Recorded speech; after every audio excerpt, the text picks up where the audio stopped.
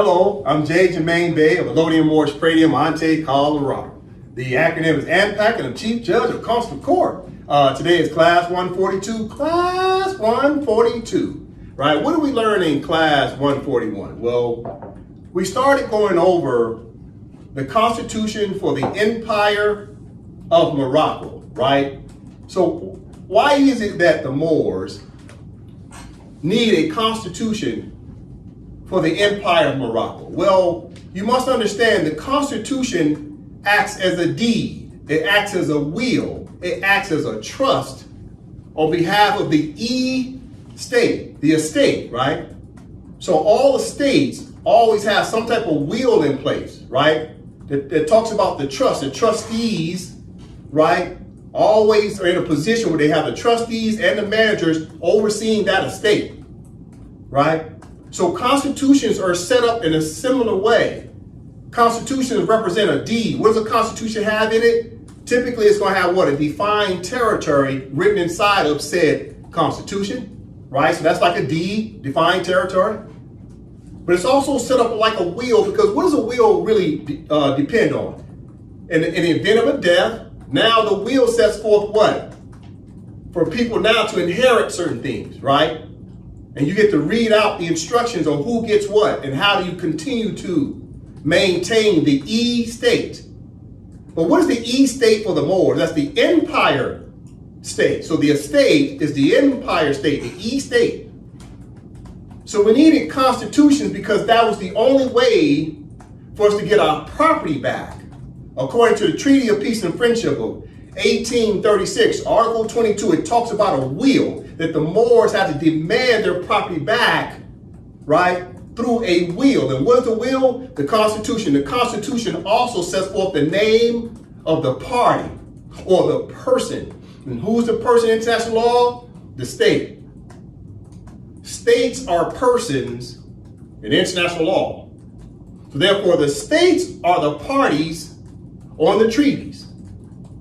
If you read any treaty, it says the name of the state. So who's the contracting party on the contract? It's the name of the state. That's the person. If you look at the Treaty of Montevideo of 1933, Article 1, the first thing it says is what?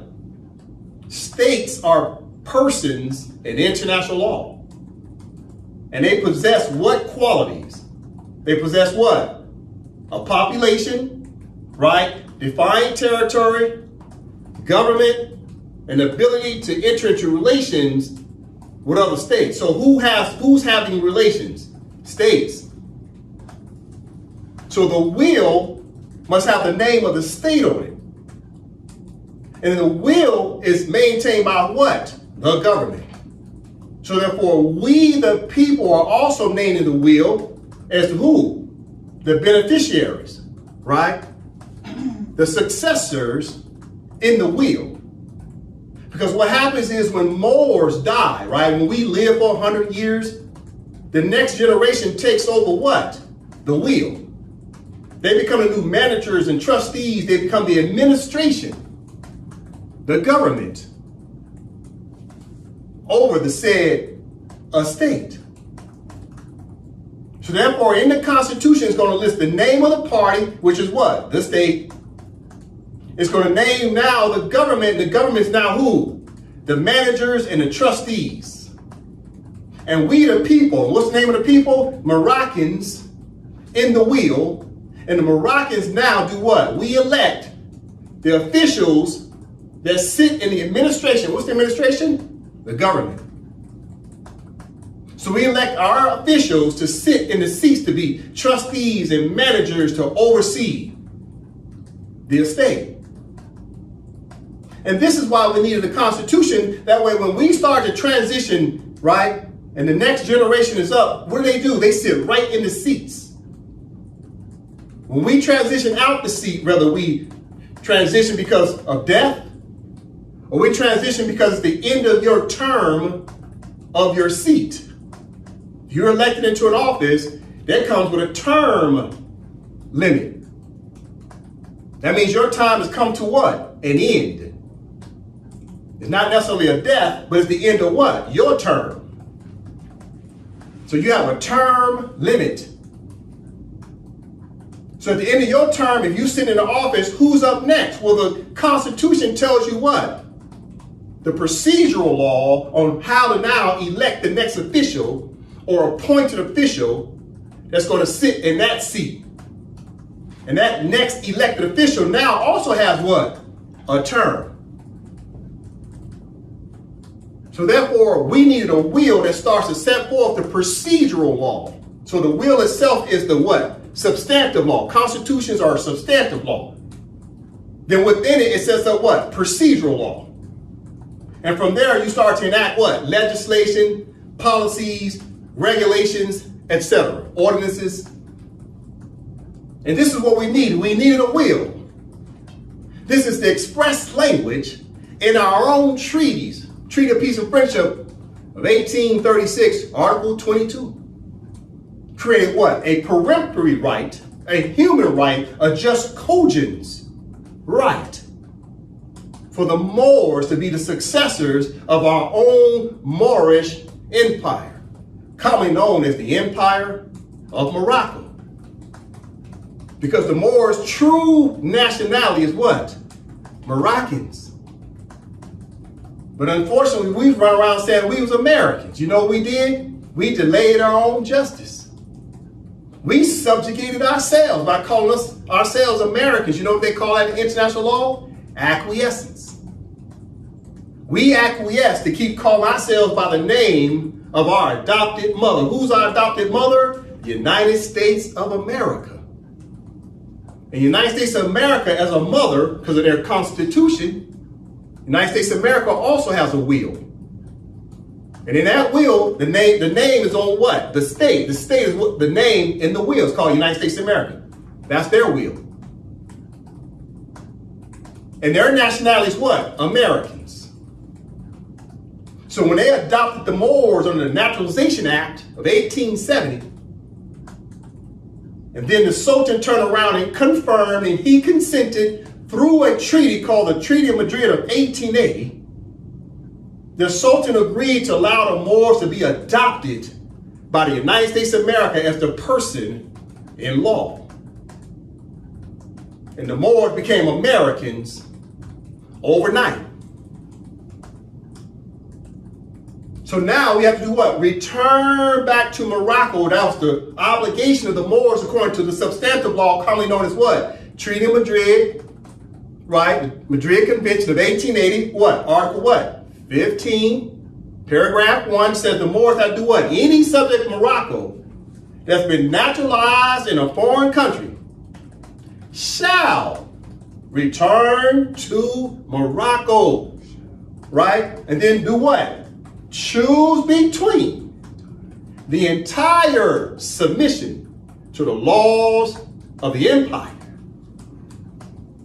What about the empire? We have to do what? We have to consent through application back to the Moroccan government of the empire, state. But without a constitution, that meant that what? We're in the absence of what? A will. And the United States of America always knew that the Moors did not have a will with a proper name on it called what? Empire of Morocco. The Moors run around talking about, we got a constitution for what? Moor Science Temple. Wrong answer. That's not the party on the contract. The Moors run around saying what? We got a constitution for what? Zodiac constitutions. Wrong name on the contract. What's the name that's on the contract of the treaties? Empire of Morocco. Not Moor Science Temple and not the Zodiac. Those names don't exist nowhere in the international law regarding our treaties or any other international correspondence whatsoever. There's no such thing as a Mexim. There's no Mexim state nowhere on planet Earth. There's no constitution and there is no treaty recognizing a state called a Mexim. Then you have, if there's a state called a Mexim, guess what your nationality would turn around and be? A Mexim. Is your nationality a Mexican? No, you don't hear Moors run around saying, my nationality is a Mexican. But yet you say, this is a Mexican, the land. Keeping in mind, you can't even find the word of Mexican even in a dictionary. Nor can you find the word Moorish American in the dictionary. Now, I know Moors are sensitive when I say these things, but it's the truth. You gotta go back and look it up, right? Get into scholarship instead of fellowship and worship. Get into scholarship and look these things up. So in class 141, we start taking a deeper dive and to start understanding that the Moroccans are moving forward with a constitution called the Empire of Morocco to create the will, the deed, the trust on behalf of what? The state, the Empire of Morocco state. Right, so we have to start learning what? Substantive law and procedural law. In the procedural law, we started learning class 141 about what? United Nations Charter, which is substantive law. Then we start understanding United Nations resolutions, which start to set up a little bit of procedural law. And what do we need? Constitutional processes. What's a constitutional process? To set up what? Plebiscites for what? Voting for your elected officials of what? The government. Sometimes they refer to the word government as what? Administration. This is why they say the Trump administration, right? The Biden administration. What does administration mean? Government. So when you read the Charter of the United Nations of 1945, Article 73, it mentioned what in Article 73? It says the administration had assumed the responsibility of a trust territory for whose people had yet not to do what? Self-govern. So the people didn't have their own government, meaning the people, i.e. Moroccans, didn't have their own what? Administration, i.e. government. And what is government? 3 branches of government. Executive branch, legislative branch, judicial branch. And this is what we have to understand from class 141. So in class 142, we'll start talking about the will a little bit more. All right? Let's jump into the class. As the Moors know, always open up the Constitution. The Constitution is paramount. Why is the Constitution paramount? Because it's the will. It's the instructions of the Treaty of Peace and Friendship of 1787 and 1836 to do what? Establish a will. That way you can make a demand for your property to be returned without what? Any interruption. And who has to validate the will? A court. What type of court? Consular court. You see? But we as Moors didn't understand this regarding our own treaty. Moors have been reading the Treaty of Peace and Friendship for decades and never established the will. We'll talk about that today. So AMPAC's Constitution, as an example, that's what I got up here, is a will. Right? So it's a will that sets for what? An opportunity for the administration to be restored in the latitude, longitude of the territory that's commonly known as Colorado, right? So now we are the successors, right? So we're emerging as a people to restore our rights as Moroccans. So therefore, AMPAC's Constitution only took over a small parcel of land within the Empire of Morocco. And our Constitution is a will that also sets forth what? A deed, because it talks about the latitude, longitude of the domain, the territory that we are now doing what? Governing over. We set up a government. Now we're governing the territory, commonly known as by the acronym of what? AMPAC. And this is what all the Moors have to do. However, AMPAC comes under what government? That's the question. Where does AMPAC derive its authority? From the Empire of Morocco. But the Empire of Morocco is void of what? A decentralized government, i.e., we're in the absence of an administration. Therefore, we're in the absence of a government for the Empire of Morocco. But how can we have a government if we don't have a will? So therefore the Moors, the Moroccans, have established what? A constitution for the Empire of Morocco to set up the will. And then in order to follow the substantive law of the Treaty of Peace and Friendship, Article 22. But we're also setting up what? Procedural law, because Article 22 said we needed a will. So even though you read the substantive law, it says you needed a will, okay, what's next? Now you need procedural law to go out and establish the will and check the boxes. The will is what? Constitution.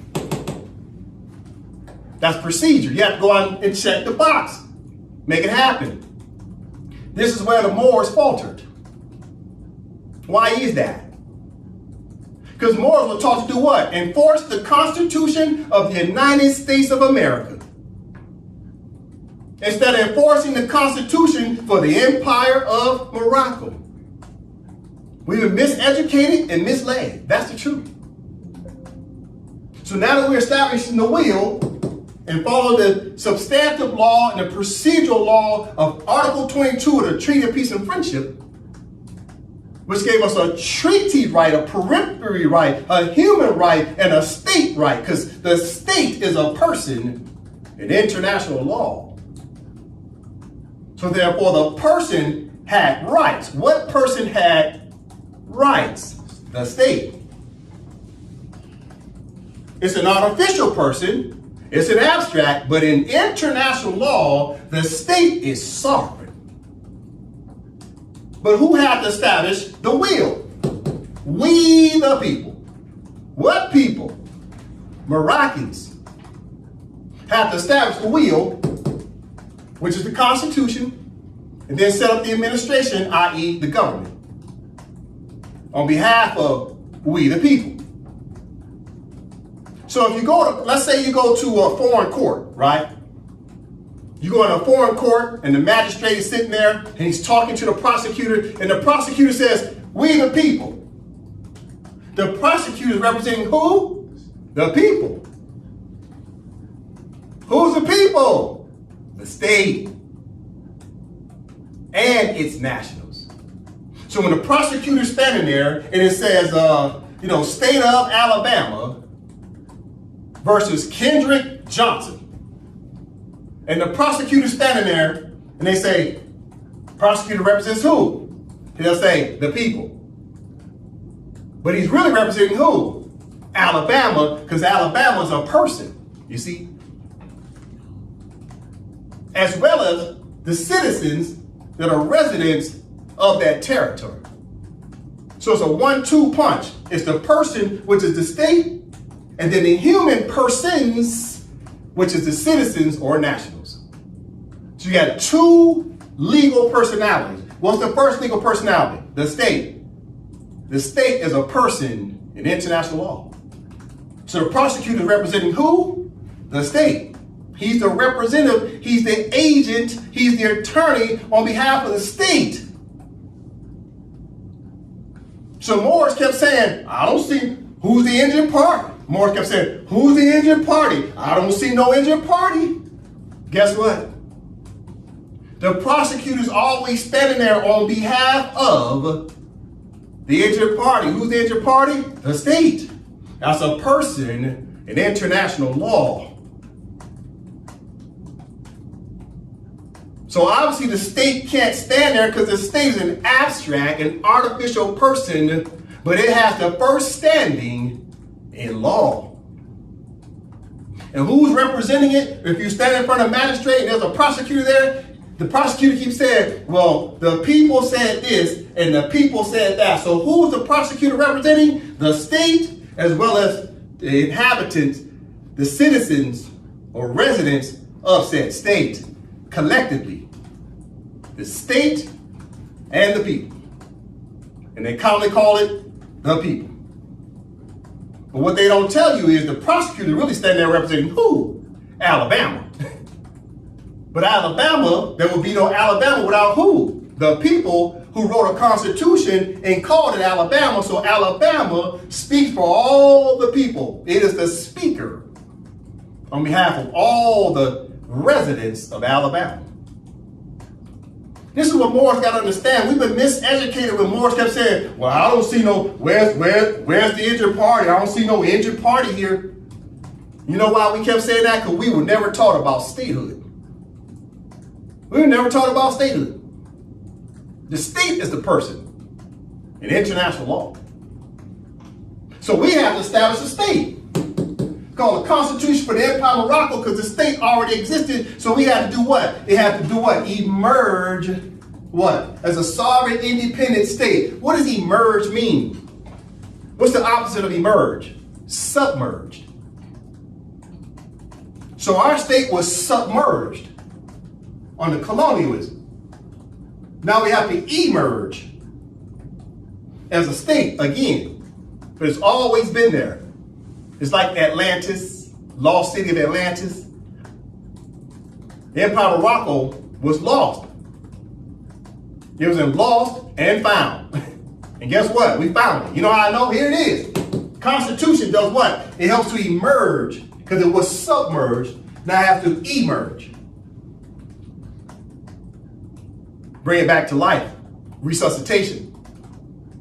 By we the people to establish the administration of the state.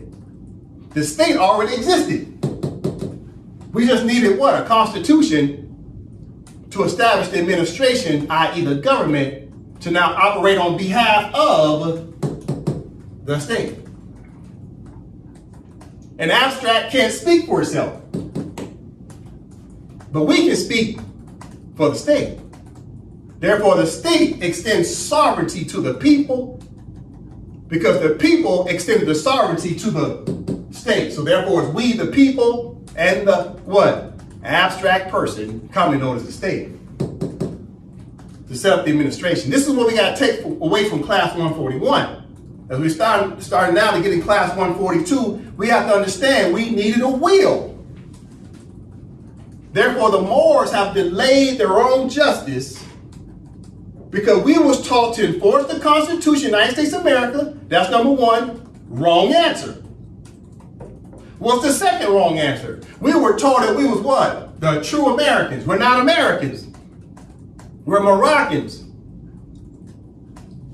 And number three, last but not least, we were never taught about substantive law and procedural law regarding international law and the general rule, right, of international law, which they call the customary rule of international law. So the customary rule of international law. We never studied international law. Nor did we study what? Our treaties. You have to make a distinction between customary international law and our treaties. These are two separate things. Our treaties have express language, but so does international law. It has express language. That's the charter and its resolutions and the ICJ res judicata. Then you got your treaties. It has express language. But international law does what? It maintains compliance of treaties. And in the absence of a treaty, when you don't have a treaty, what happens? By default, what happens? By default, international law kicks in and creates what? A customary rule of international law. It creates the rules in the absence of a treaty. But when you have a treaty, international law will come in and protect your treaties. It acts as a protection of treaties. That way, two disputing parties who are arguing over the provisions of a treaty, they have a referee that comes in and oversees the treaty provisions. And this is why they call it what? The Pacific Settlement of Disputes. That's Article 33 of the Charter of the United Nations. What are they disputing over? More than likely treaties. But in the absence of a treaty, what automatically kicks in? The customary norm or the customary rule of law, of international law. So it's the customary rule of international law. That's what we got to understand. And one of the customary rules is what? You have to have what? Constitution if you're trying to decolonize. After 1945, 99% of all states have constitutions. Why do I say 99%? Because Israel doesn't have a constitution. Why doesn't Israel have a constitution? It's because Israel, even though it's referred to as being a state, is really just what? A military base on behalf of NATO. Keeping in mind, what's another reason why Israel don't have a constitution? Because the Treaty of Montevideo of 1933 said a state is a person in international law, and it possesses what criteria? A population and a defined territory. So Israel don't have a constitution because their constitution would have to outline what? Borders. And Israel don't want to talk about borders. You see? This is why they stay away from a constitution, because then they will have to create what? A two-state solution. Because states should, within their will, right, their deed, their trust, define the territory. And Israel don't want to define territory. So therefore, if they're missing one of the major criteria of international law regarding a state, and they have no defined territory, how would they call themselves a state? And this is why they don't have a constitution. There's other reasons, but you must understand why Israel don't have a constitution. They don't want to say they define territory, and the reality is they're just a military base to be able to utilize that land, air, and sea rights under the guise of saying Israel's a state. Because state has a right to what? Land, air, and sea rights. But it's really just a military base on behalf of NATO. And the whole world knows this. All right, so we'll continue on to talk about the Constitution for the Empire of Morocco today. This was paramount, right? This is what the Moors needed, right? This is what Barack H. Obama was trying to get the Moors to understand. And we just simply read the charter and read our treaties along with other United Nations resolutions, and eventually started reading res judicata of the ICJ, we'd have figured this out decades ago. So the Moorish American students need to start asking questions as to why did we start studying international law? Please ask your grand sheiks, why did we study international law? I'm talking to the HBCU students. Please ask the president of your HBCU why you're not studying international law regarding treaties and the charter, etc. Please go ask the people at the NAACP, why aren't they talking about the substantive law and what? The procedural law of international law in order to help so-called colored people to what? Advance. How the hell are you going to advance calling yourself black? That's a treadmill. You ain't going nowhere fast. We've been sold out. We also got to ask people who oversee mosque. Why have we been studying international law? We got to understand what's happening here. We as a people have delayed our own justice. We have subjugated ourselves for two reasons. One, because we was ignorant of the truth. We didn't know. We just simply didn't know. Heck, I didn't know. I didn't know until I started studying international law 3 years ago. Up until then, I had no clue. What's the other reason other than ignorance? It's called COINTELPRO. A lot of people know this information already. They just don't want to tell you. They don't want to tell you for mainly two reasons. One, because they're sellouts, or two, they're just cowards. That's all right. We're going to move forward, right? With the Constitution for the Empire of Morocco, we're moving forward. Progress, right? Okay. All right, keep in mind, we got the Constitution for the Empire of Morocco. We'll keep talking about that today. There's the flag for the Empire of Morocco. Right? For who? Moroccans. For the record, The Kingdom of Morocco's flag is not the empire flag. This is an empire flag for Morocco. The Kingdom of Morocco's flag is not the flag of the Moors. It's the flag for who? The Kingdom of Morocco and its citizens, and it should be respected. But unfortunately, Moors, we were never taught to go back and read the Constitution of the Kingdom of Morocco to find out in its articles, Article 4, it proclaimed that the flag is red with a green 5-pointed star is the flag of the Kingdom of Morocco, and the Kingdom of Morocco's constitution does not provide any protections for Moors whatsoever. And let me also say this for the record. Isn't it kind of funny that when you sign up to be a Moorish American, why did they never tell you to send your packages to the Kingdom of Morocco? Isn't it funny that RV Bay Publication says, oh, one of the boxes you got to check is to send your documents to the Kingdom of Morocco so that way they can accept your citizenship or your national standing under this flag that we've been using?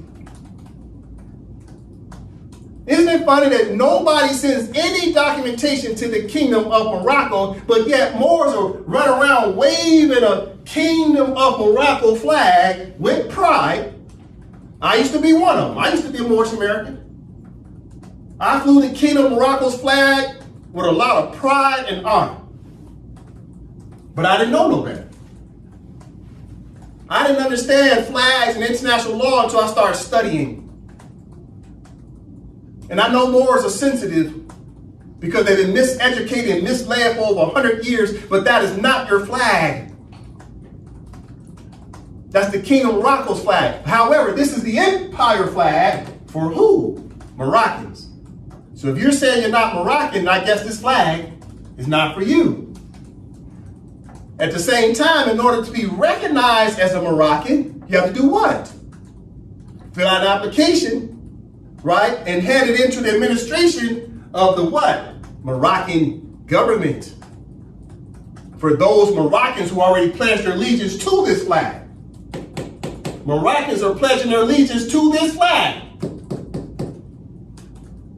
Therefore, if you still Moorish American, whatever it is your status is, at some point you got to do what? Fill out an application to let the Empire of Morocco recognize you as Moroccan again, because of right now, guess what? The United States of America got paperwork on you because they adopted you.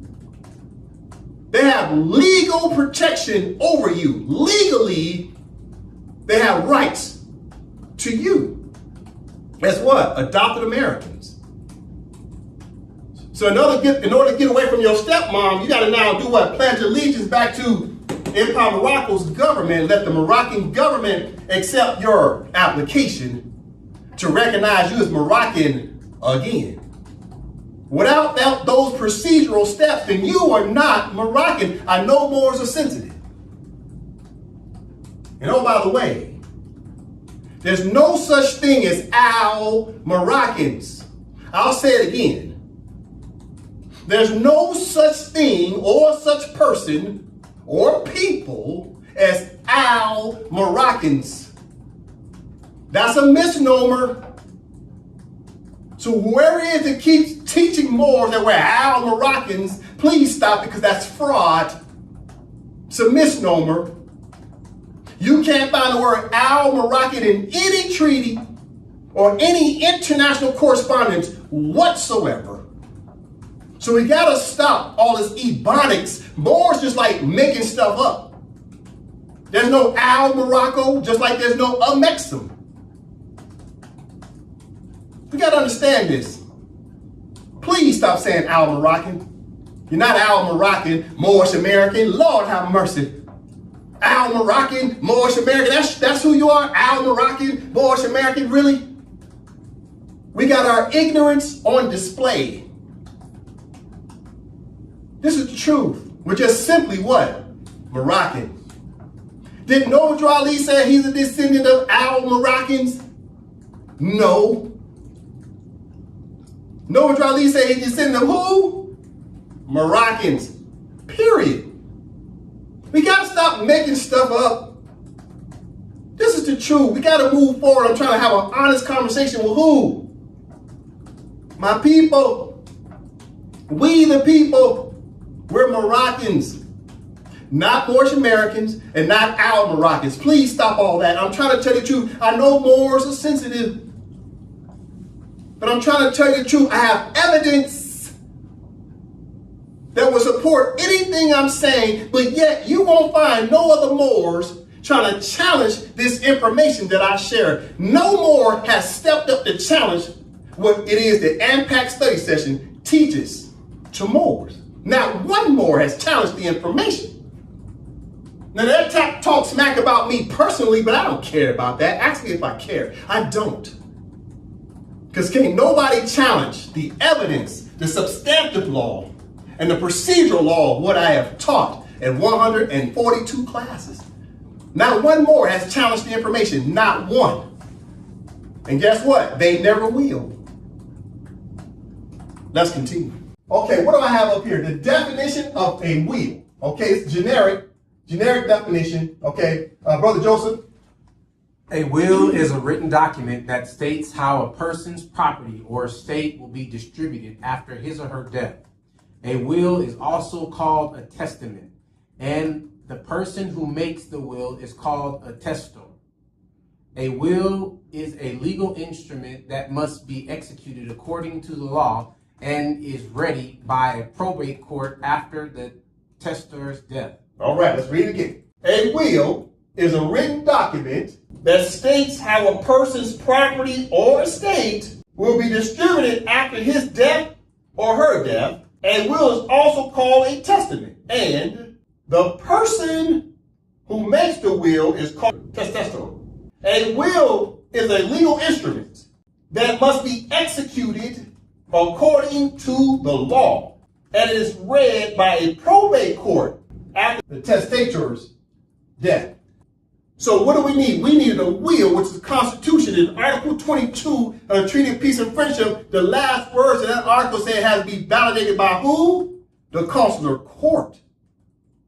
You see how they talk about courts and the executor, and they're talking law, and they're talking about the estate in this definition, right? Must be a written document that states how a person's property or estate will be distributed after his or her death. That's a will. But when it comes to constitutions, all officers have what? A term limit. Plus, none of us are going to live forever. So when we transition on, who's up next? The next generation to do what? Take over the wheel to sit in the seats to maintain what? The government, i.e. the administration. We needed a wheel. All right? Let's continue. Says the Moors know we was talking about taxes, right? Class 141, we started talking about taxes because we found out there's a case at the ICJ, commonly known as France versus United States of America of 1952. So we started talking about taxes, but how can Moors collect taxes and we don't have a constitution that allows us to do what? Reinstate the state. And then the state has the right to do what? Reinstate a government. And then the government sets up procedural law to collect what? Taxes. So we had to check certain boxes. However, France versus the United States of America, France had checked all those boxes. So the United States of America, they had established what? Constitutions. They had the will, they had the power, they were the competent authority of their what? States. They had administration, they had governments. So we're talking about France a little bit more today as we start to talk about taxes. We must always invoke as much evidence and law to keep showing why the Empire of Morocco and the Moors are owed taxes from the United States of America and the other European states that are in the Empire of Morocco. Keep in mind, the Constitution for the Empire of Morocco is not based in just some small region over here in the West. The Empire of Morocco encompasses the empire. And we'll talk more about the empire in the future. We'll learn more about exactly where is the empire, other than we know that the signatory powers is where you start. You start with the names on the contract to say, okay, that's what empire is, but it's an extensive empire. We'll learn more about that in the future, all right? So from the top, Nova, what is this about? International Court of Justice. Reports of judgments, advisory opinions, and orders. Case concerning rights of nationals of the United States of America in Morocco. France versus United States of America. Judgment of August 27th of 1952. All right, so this was the judgment, right, of the case concerning rights of nationals of the United States of America in Morocco. So the United States of America, as a state, is in the jurisdiction of the Empire of Morocco.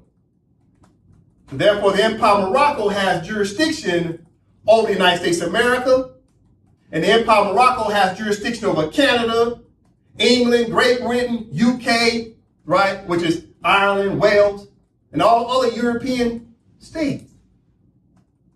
This must be understood. So why was France taking the United States of America to court? Well, the case was mainly about what? Taxes.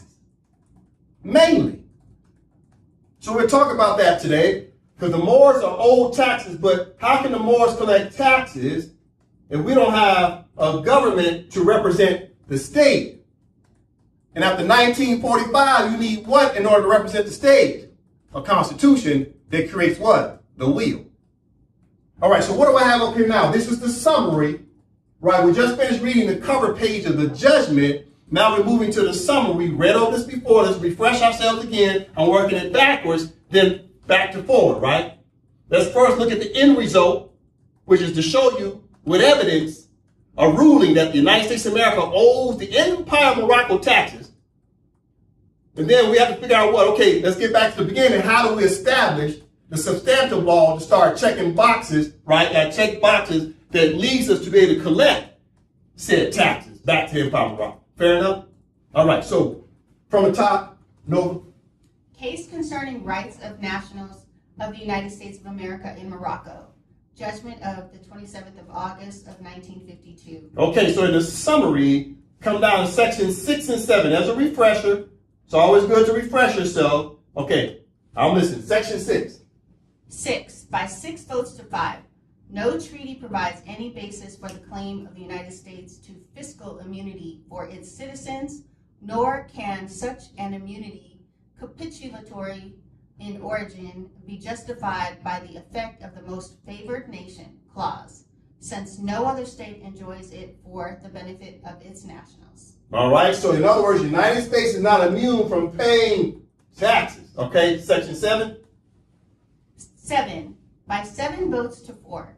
As to the consumption taxes imposed by the Daire of February 28 of 1948, these are payable on all goods, whether imported into Morocco or produced there.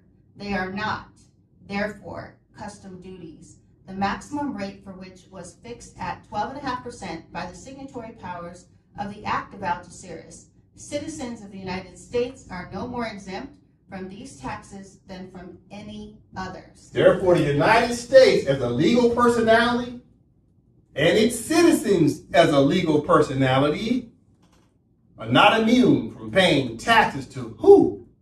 The Empire of Morocco, right? So a judgment came out that says the United States of America, as one of the signatory powers on the Morris treaties, said the United States of America owes taxes to who? The Empire of Morocco.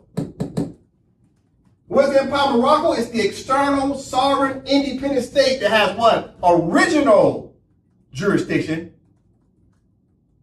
Because all other states within the Empire of Morocco are subordinate to the jurisdiction of the Empire of Morocco.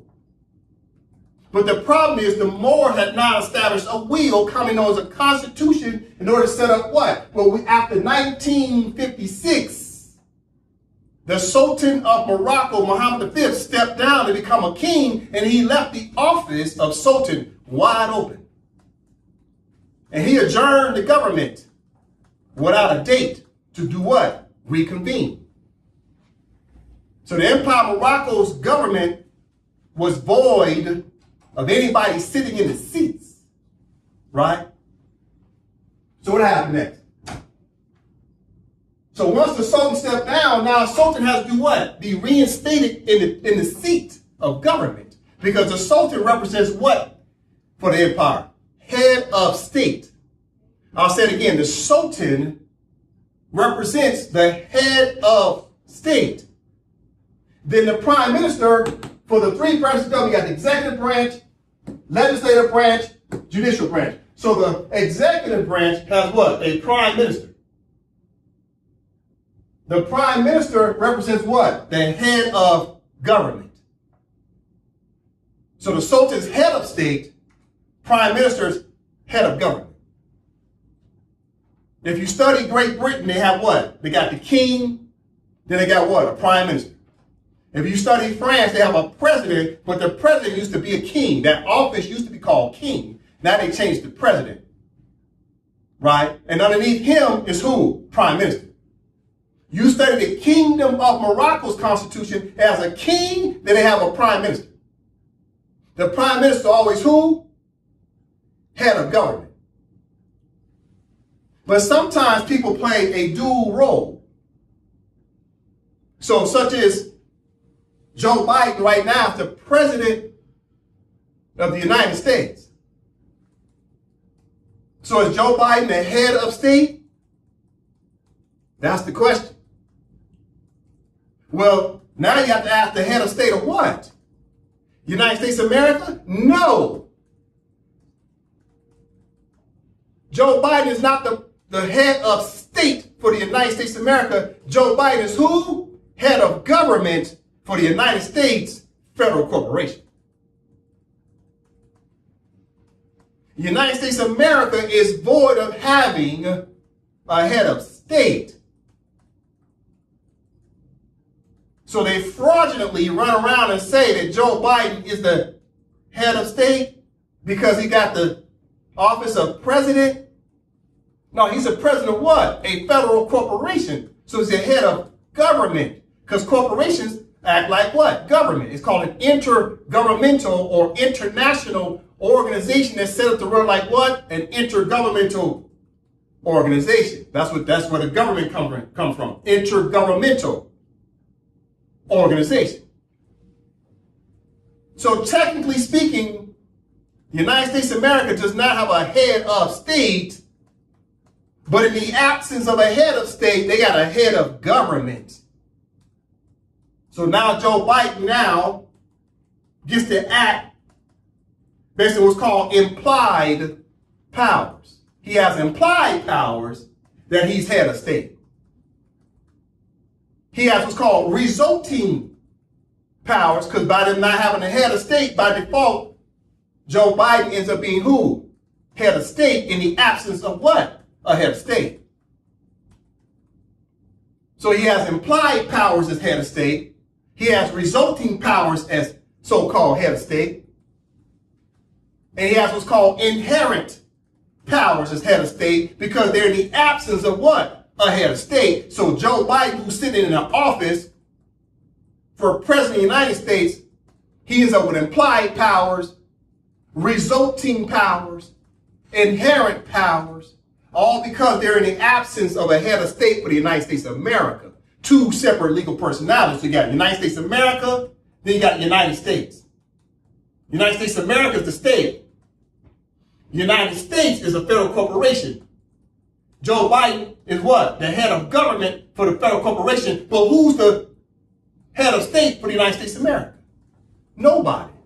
So Joe Biden, by default, under what's commonly known as implied powers, right, or resulting powers, right, or inherent powers, by default, he became the head of state because he's representing the United States of America by default, because they have no head of state. You understand what I'm saying? So Joe Biden is now what? Head of state and head of government. But his official title is what? Head of government. He's a de facto head of state, but he is the de jure head of government. More have to understand this. You gotta go back and study international law. You would understand what I'm saying. All right, so the prime minister for the Empire of Morocco, though, let's be specific. The prime minister is the head of government for the Empire of Morocco, and the Sultan is head of state, right? Head of state. We're breaking it down, right? Okay, listen. We're talking about France now. France was able to take the United States of America to court because France was the representative on behalf of who? The Empire of Morocco and the Sultan. A representative on behalf of the head of state, which was the Sultan at the time. And France was acting as a representative on behalf of the state itself. So France, okay, ended up signing a treaty called a Protectorate Treaty between France and Morocco, called commonly known as the Treaty of Fez, right, on March 30th, 1912. Now, why am I pointing this out? Because France was there trying to collect taxes from the United States of America, but what gave them their delegation of authority orders? What gave France their DOAO, delegation of authority orders? It was this treaty. Treaty supreme law of the land. Therefore, when the Sultan signed this treaty with France, the treaty automatically had jurisdiction over everybody's domestic laws. So the Treaty of Fez gave France jurisdiction over the United States of America because the Sultan allowed France to be the representative of the empire on behalf of the Sultan. So now we come down to Article 7 because we're talking taxes, right? We're talking taxes. Go down to Article 7. What gave France the right to collect taxes from the United States of America? Okay. Brother Dre. Article 7. The government of the French Republic and the government of His Sharifian Majesty reserve unto themselves the right to determine by mutual agreement the basis of a financial reorganization which, while respecting the rights conferred upon bondholders of the Moroccan public loans, shall make it possible to guarantee the commitments of the Sharifian Treasury and to collect regularly the revenues of the empire. All right, so Article 7 gave France a right to do what? To collect regularly the revenues, right, of what? The empire. So France had a right, a treaty right, to establish what?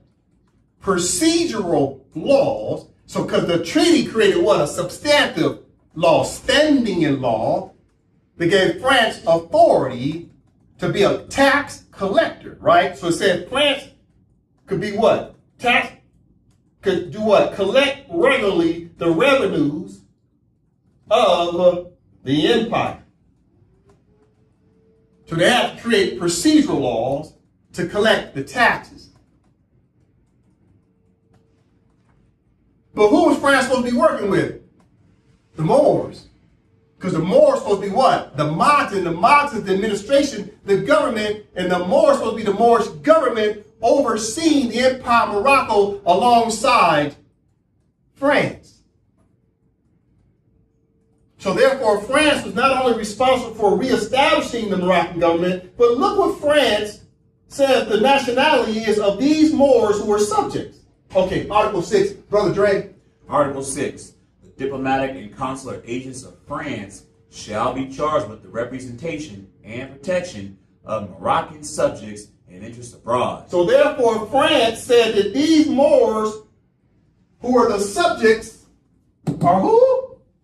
Moroccans.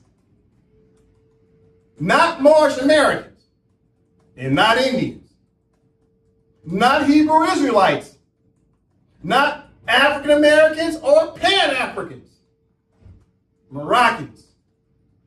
Moors are who? Moroccans. Of what? Morocco. What about Morocco? The empire. Article 7 talks about what? Article 7 talks about what? The empire is owed taxes. And who's supposed to be the administration, i.e. the government? The Moors. And the Moors are who? Article 6 says the Moors are who? Moroccans.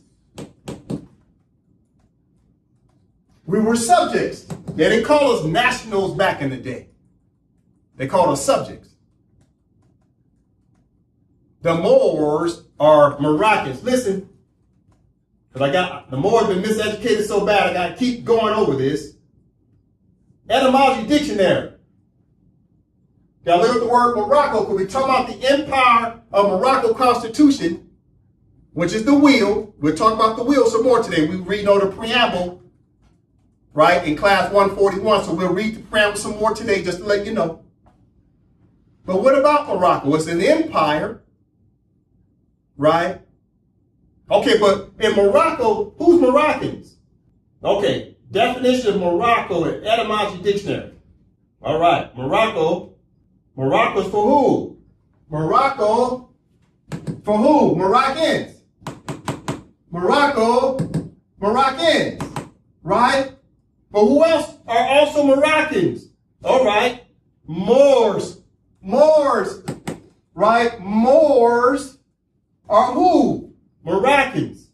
See that? Moors are Moroccans. Where? In Morocco. What about Morocco? The Empire of Morocco. See that? That's Etymology Dictionary. But wait. Let's look at another definition. This right here is Britannica Encyclopedia, right? Britannica.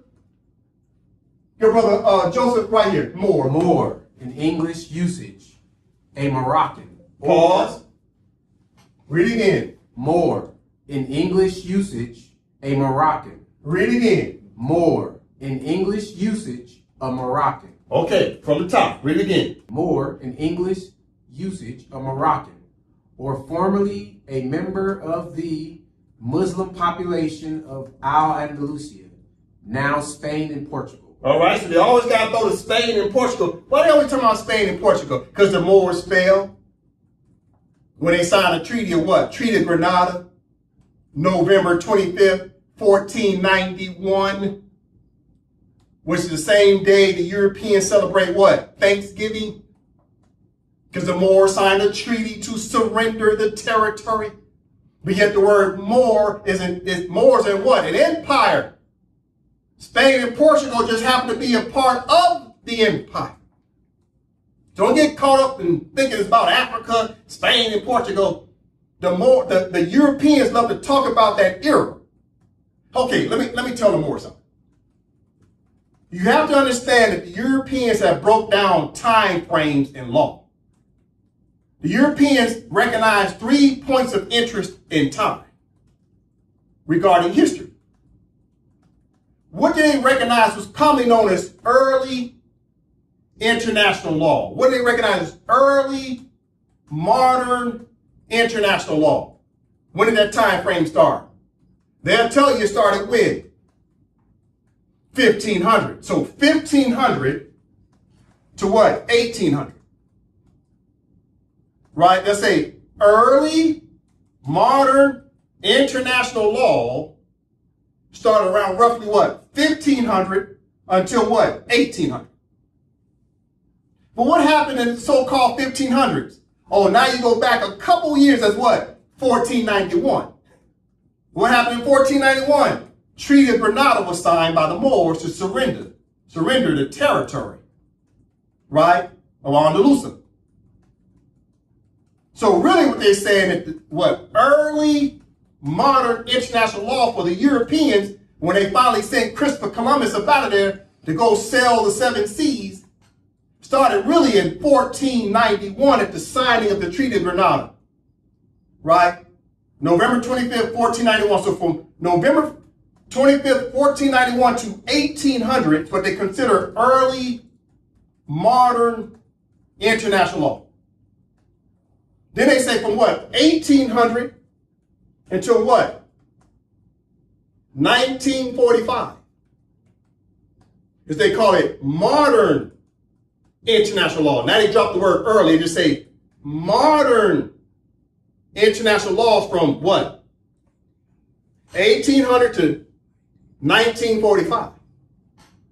What happened from 1800 to 1945? Right? So 1800 is about what? The 1700s. What happened in the 1700s? The treaties were being signed by the United States of America, 1787. But Sidi Muhammad recognized the 13 colonies when? 1777. He had started correspondence with them when? 1774. So they'll say what? Modern, what? International law started 1800s to what? 1945. So they talk about it in the rears, they're talking about the fact that Sidi Muhammad recognized the 13 colonies. And Sidi Muhammad started recognizing other European states as well during this time frame, starting in the 1700s on up to 1945. So they call it modern international law. Right? So you got early international law, right? Early modern international law, right? 1491 to what? 1800. And then from 1800 to 1945, it's just simply modern international law. And then from 1945 to present is because the charter was established in 1945. They call that what? Contemporary international law. So contemporary started 1945 with the establishment of the charter until present day. So Moors have to understand these three timelines in history, right? So you got early modern international law, then you got modern international law, and then you got contemporary international law. That must be understood, right? So now we're talking, okay, we're Moroccans, right? So if this Britannica encyclopedia, who created Britannica? Great Britain. So Great Britain knows the Moors are who? Moroccans.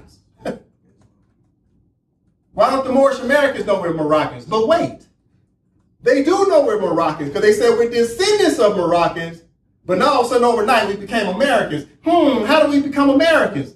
They said we was born in America. What does born mean? Naturalized, adopted by who? Your adopted mother called who? America. But the land has always been Morocco for who? Moroccans. We're talking about the treaties today, right? So now that you know that Moors are Moroccans, now you can go look at your Treaty of Peace and Friendship now and understand who are the parties. Who are the parties in the Treaty of Peace and Friendship? Is who? Empire of Morocco is a person in international law, and who else? United States of America is a person in international law. So the treaties are between who? Two states. Those are parties on the contract. And underneath them, they have what? Government, administration. So the Empire of Morocco had administration for the Sultan, who was head of state, along with his Mu'azzin. The United States of America had what? A government.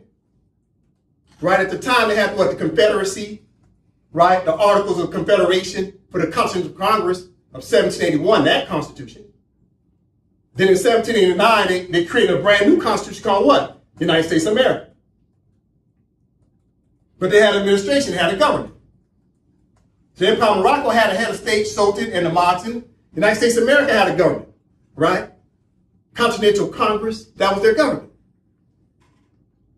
Now listen, the Empire of Morocco, right?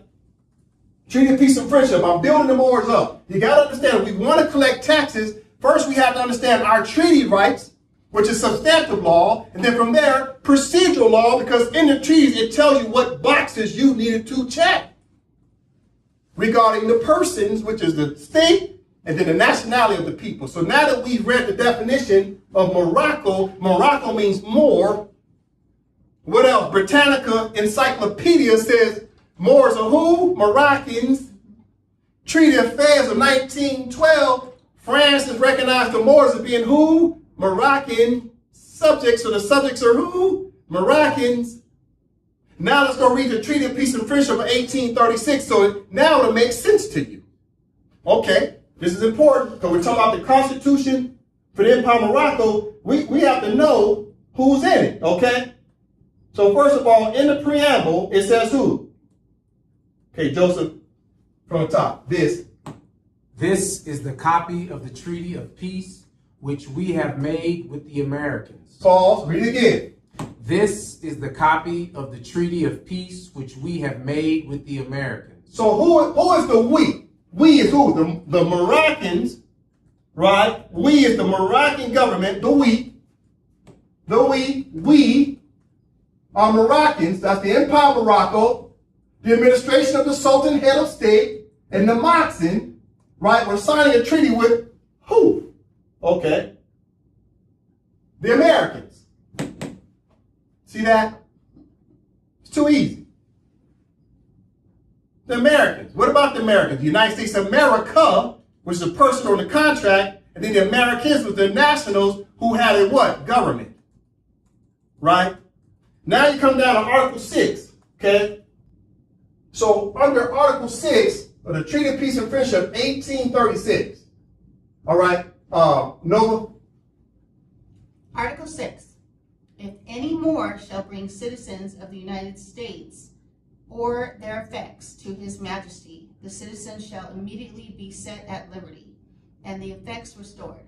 And in like manner, if any more not a subject to these dominions shall make prize of any of the citizens of America or their effects, and bring them into any of the ports of his majesty, they shall be immediately released, as they will then be considered as under his majesty's protection. All right. So who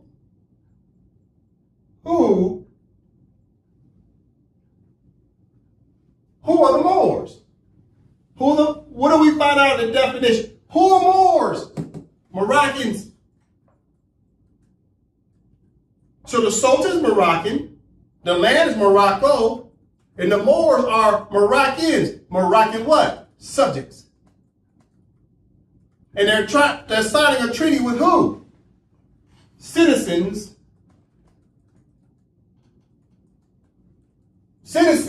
of America. Two parties in a bilateral treaty. Two parties. How the heck can Moors be Americans if the bilateral treaty is pointing out two legal personalities? Who are the two legal personalities? First you got what? Empire Morocco, that's the state. And the United States of America, that's the state. And underneath that is the nationals' names. Who are the nationals? Moroccans and Americans. And the Moors turn around and create this hybrid called who? Moorish American, and put it together. That's a violation of the treaty. You can't create a misnomer, a nom de guerre. That's a Frankenstein. You've created Moorish American. I know Moorish American is sensitive. I'm trying to tell you the truth. All you got to do is read your own treaties. But you never knew the word Moor meant Moroccan, even though Noble Drali said you're a descendant of Moroccan. You skipped right over that. You ignored it. Why? Because your so-called master teachers told you was the true American.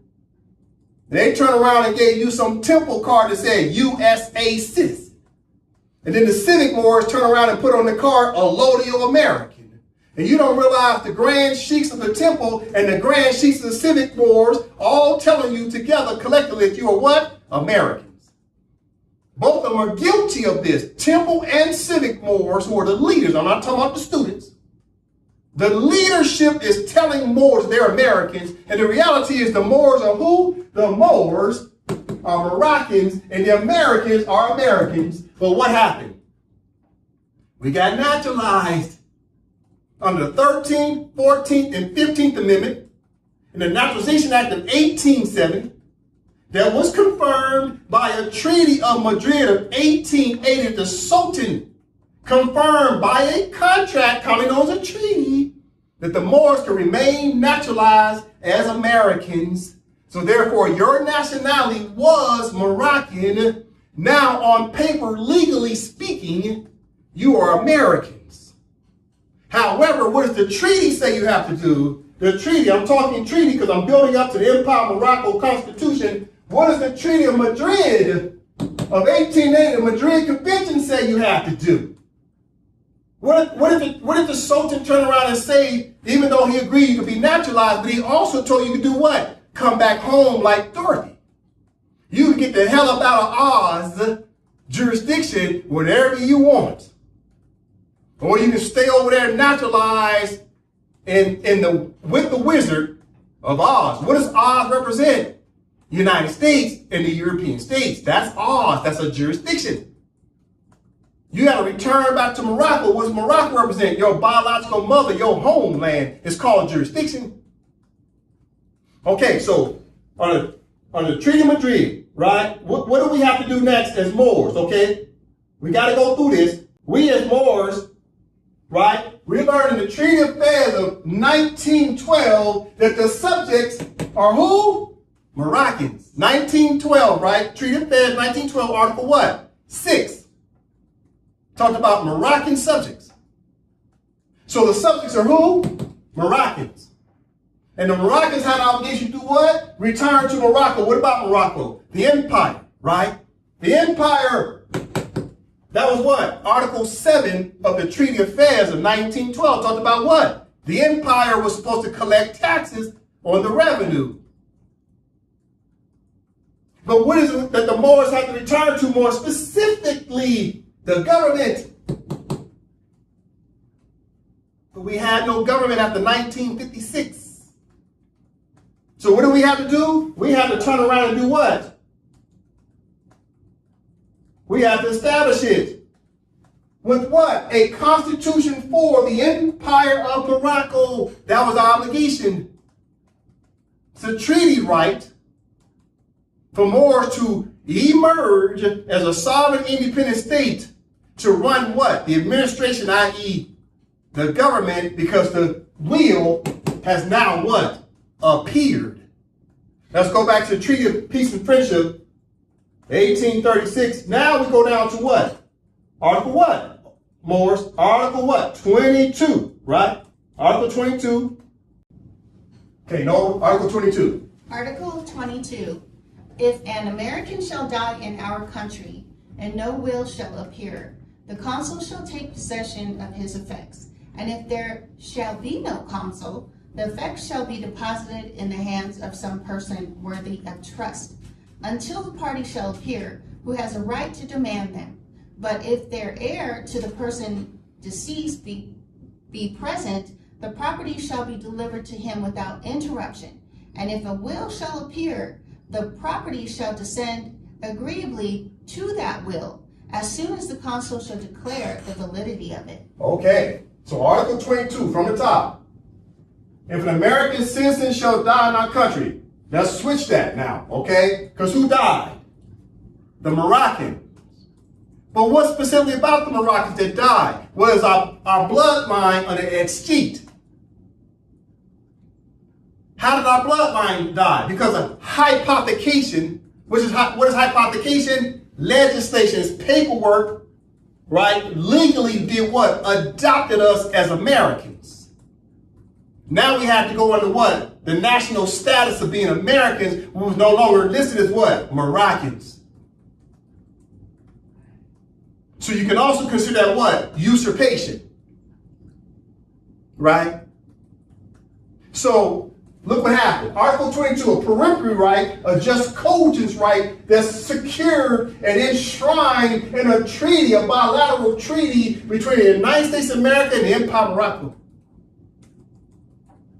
Listen, Article 22, let's switch it, if a Moroccan subject or national shall die in our country and no will, you see that word will? No will shall appear, the consul shall take possession of his effects. And if there shall be no consul, the effects shall be deposited in the hands of some person worthy of trust. See the word trust? The colonists ended up overseeing our territories, and it was put in a trust. So the person worthy of trust was what? The United States of America as a person in international law. So they was overseeing the trust territories. Until what? Until the party shall appear. Who's the party on the contract? AMPAC Morocco. So the party had not appeared after 1956 to make what? A claim to the territory. Listen, so until the party in Morocco shall appear who has a right to demand them, but if the heir to the person deceased be present, who's the heir to the person? The heir is who? The government. Who's the person on the contract in Morocco? Who's the heir? The government and the people, the Moroccans and its government represent the state. But it would say that in the dang on Constitution if we had one at the time. After 1956, we need to establish a will commonly known as a Constitution. Listen. So until a party shall appear who has a right to demand them, demand who? United States of America to do what? Return our property. What's the property? The territories and the people. Listen. Until the party shall appear who has a right to demand them, but the heir to the person deceased be present, the property shall be delivered to him without interruption. And if a will, there's the word will again, shall appear, the property shall descend agreeably to that will. See that? The will. As soon as the council shall declare the validity thereof. So the word will is mentioned how many times? 1, 2, 3. In Article 22. And let's take it to the board. Keep in mind, Barack H. Obama wanted us to do what? Read the Charter of the United Nations of 1945. And he specifically wants to read chapter 11, articles 73 through 74. But equally speaking, when you read the Charter of the United Nations, what are the 3 articles that's very important? That's Article 1, Section 2, as well as Article 55 and 73. These are very important articles. Article 1, Section 2, Article 55, and 73. These are very important articles. Okay? So Barack H. Obama knew that if we'd have read the Charter of the United Nations and went to chapter 11 and read Articles 73 and 74, it would have been about what? What was the title of chapter 11? About a declaration regarding non-self-governing territories. What was the territory? AMPAC Morocco. AMPAC Morocco didn't have what? A government after 1956. This is what Barack H. Obama wants to find out. Right? What was next up?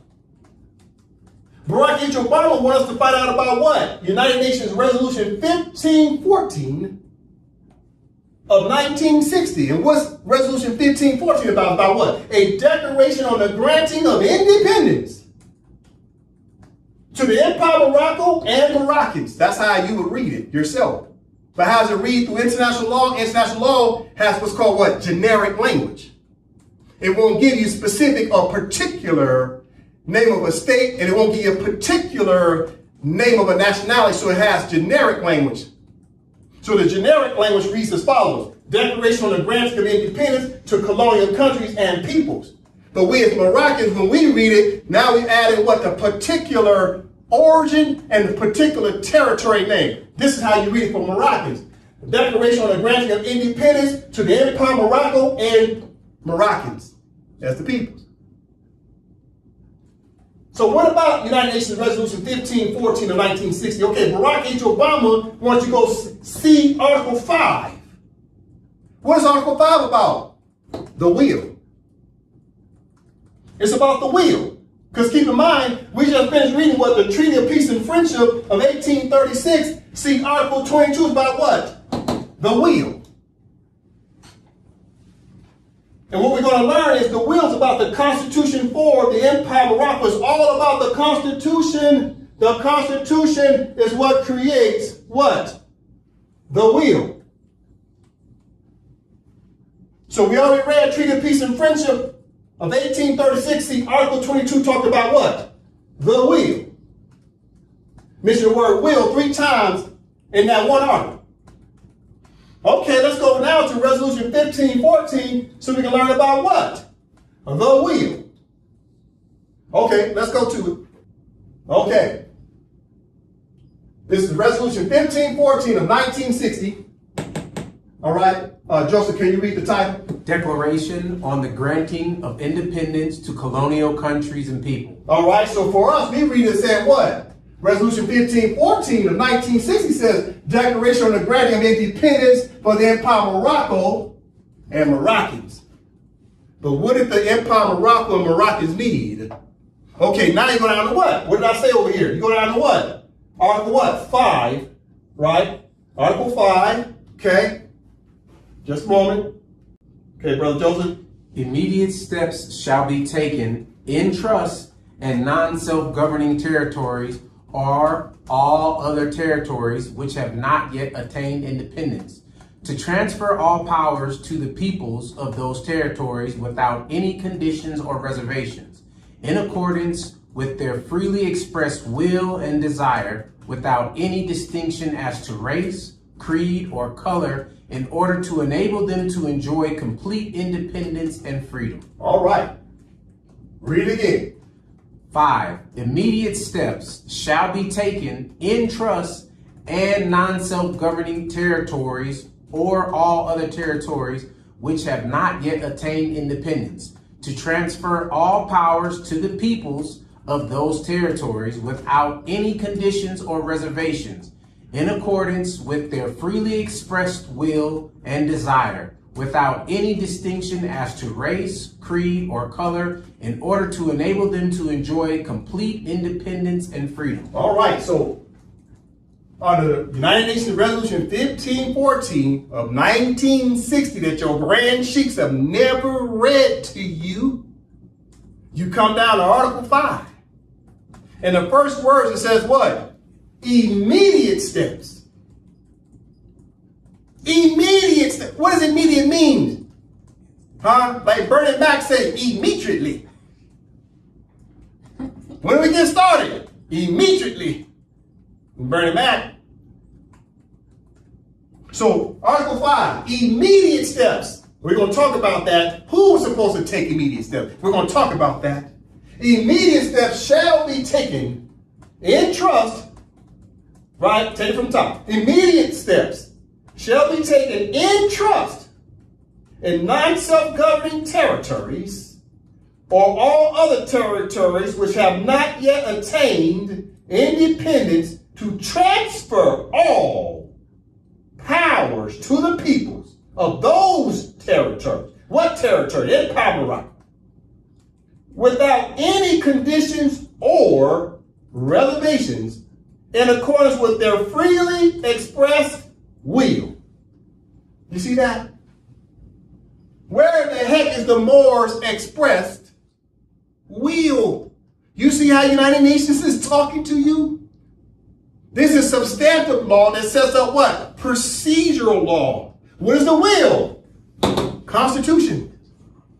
You see how they talk to you? But your grand sheiks didn't tell you this. Right? NAACP not going to tell you this. The HBCU presidents are not going to tell you this. They're not going to tell you this on BET. You're not going to learn this from the Civic Moors, and you're not going to learn this from the Temple Moors. You're only going to learn this from AMPAC study session, which is an educational platform regarding what specifically? International law. And the Moors were never taught international law to understand their obligations to do what? Reinstate the will. Let's take it to the board. So Barack Obama was trying to tell the Moors to read the Charter of the United Nations of 1945. That way the Moors could understand chapter 11 and do a declaration regarding non-self-governing territories. The Empire of Morocco was what? Not governing. It didn't have no administration. Of what? The territory, which is the land. Right? So then you come to the United Nations resolution. This is what Barack H. Obama wants you to read too. UN Resolution 1514 of 1960 is about the declaration. There's that word declaration here. So these Moors need to be declaring these things. These Moors should have been declaring these things. What is the declaration? That's what? Declaring what? A constitution, as well as your Declaration of Independence, declaring to the world that you're about to do what? Establish what? Constitution, i.e. what? A will. This is too easy. There's no reason why the Moors have had to suffer for decades. When your own Treaty of Peace and Friendship talks about the will in Article 22 3 times. The word will is in international law regarding Resolution 1514 that all of the African states and all the islanders have been using the Charter of the United Nations, and they've been making declarations by utilizing Resolution 1514 in combination with the Charter of the United Nations, as well as using what other resolution? Resolution 1541 of 1961, and you go down to what? Principle 6 and 7 that gives you options of what? So Principle 6 had 3 options the Moors could have checked. Because the African states did it, and the islanders was checking the 3 boxes of Principle 6 of Resolution 1541 said what? What was the first option that the people had? Emergence, what? As a sovereign, independent state. That's Section A. And Section B was what? Free association with an independent state. And then Section C was what? Integration with an independent state. We had 3 boxes we could have checked to make what? A declaration. And then write a constitution regarding that political status of one of the boxes that we check, whether we're going to be emergence as a sovereign independent state, or a free association with an independent state, or integration with an independent state. We had a right to check one of those boxes, but did we do it? No. Why didn't we do it? Because somebody told us we was Americans. Somebody told us to enforce the Constitution of the United States of America. Someone totally had us off the yellow brick road, not following the instructions of international law, which is the customary rule of international law, the custom, as well as we didn't understand our own Moorish treaties. We needed a will. But yet the Moors will tell you, oh, we have a constitution for this temple. Okay, does it say Empire Morocco? No. The Moors said, oh, we had a constitution, Zodiac Constitution. Does it say Empire Morocco? No. That's called private law. That's not public law. Public law is a constitution for the Empire Morocco, then set up 3 branches of government. And also you have to do up that constitution. Deposit it with the United Nations in accordance to Article 102 of the Charter. That way all states on planet Earth know that you declared what? That you have a state, a will, which is the Constitution, you got a government, and you're declaring what? That you got a population, you got a defined territory, you got your government, and the ability to enter into relations with other states. The Moorish Americans never checked none of those boxes. Why? Because the Moorish American teachers, unfortunately, I know Moors are sensitive. Let me keep it real. The leadership, I'm not blaming the students. The students didn't know better. The leadership has been teaching us the wrong information. This stuff is too easy. Do you see how I tie this stuff together? The word, the will, the will, the will. Stuff is too easy. You know why it's easy to me? Because I read the dang on treaties. Because I study international law, because this is what Barack H. Obama wanted us to do. Barack H. Obama put his political power on the line in 2009 and 2010 for Moors, and Moors didn't do nothing with it. You know what the Moors turned around and did? After Barack H. Obama did all that in 2009 and 2010, the Moors turned around and did what? Oh, we need to enforce the Pope's letter to Obama, the civil orders. The so-called master teachers told you to go study the Pope's letter instead of you studying the Charter of the United Nations. I'm sure Barack Obama was shaking his head like, I can't believe this. He put his political willpower on the line during a recession to try to wake up the Moors and get them on the yellow brick road. And what did the so-called master teachers do? Had Moors studying schism about the Pope instead of studying the Charter of the United Nations and studying your own treaties, Article 22, in order to get your property back. And you couldn't get your property back without a will, and the will also identified who had an obligation to validate it. The Council of Court. The Council of Court, listen, Treaty of Peace and Friendship, 1836. Who had to validate the will? It says, as soon as the council shall declare the validity thereof. That's Council of Court. But how you going to have a Council of Court? How you going to have a Council of Court and you don't even have 3 branches of government that then could set up a Council of Court? Because the judicial branch of the Empire of Morocco, the judicial branch, must also set forth statutes of the Council of Court, the rules of Council of Court. So these judges are internal judges of the Empire of Morocco, but these same judges then have to branch off to sit in the seats of an international court, commonly known as the Council of Court. There would be no Council of Court if it wasn't for the fact that Moors weren't already sitting in a chair for judges for the state. So you got Moors sitting in a chair for the state of Empire of Morocco, and then from there they got to go sit in a totally different venue, commonly known as Consular Court. This is what we got to understand. The so-called master teachers say, oh, the answer to the test is Council of Court. How the heck you going to have Council of Court without the dang old Constitution that sets up the 3 branches of government? One of the branches was what? Judicial branch. And then the judicial branch of Empire of Morocco then have to set forth what? A separate venue called what? Consular Court. You got to understand what's happening here. We've been miseducated and misled. That's all. But now we're moving forward, right? That's the good news. We're moving forward, okay? Listen, going back to taxes, okay? Let's go back to taxes because I know the Moors want to talk about taxes.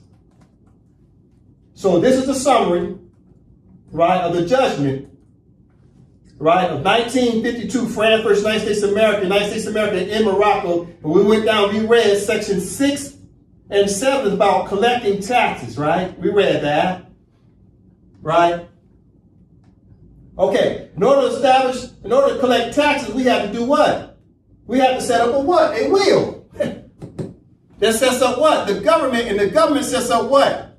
Procedural law to now collect taxes. Because the Treaty of Affairs of 1912 also talked about in Article 7 the collection of revenue.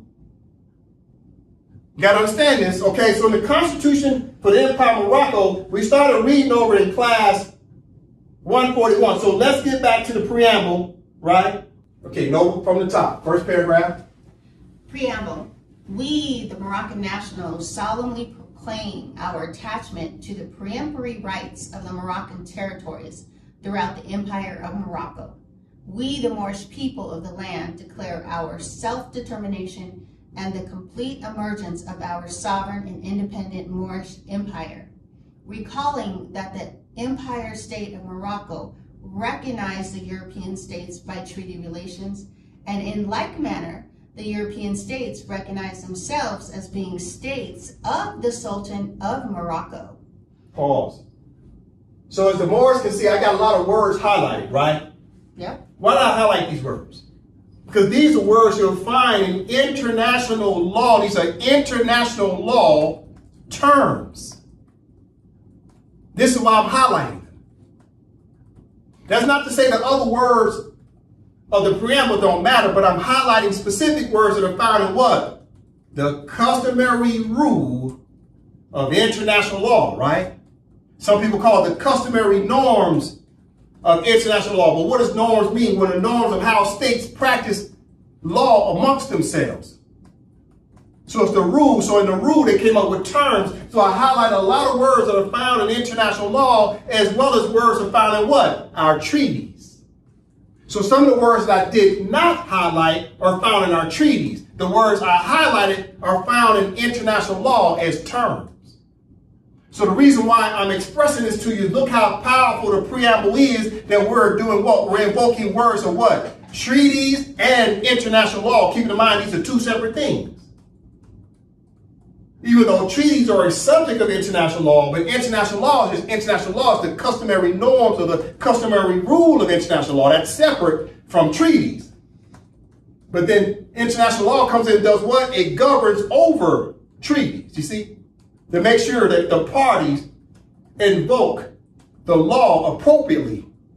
That way they maintain what's commonly known as what? Pacta sunt servanda. Pacta sunt servanda, which is what? Article 26 of the Vienna Convention on the Law of Treaties of 1969.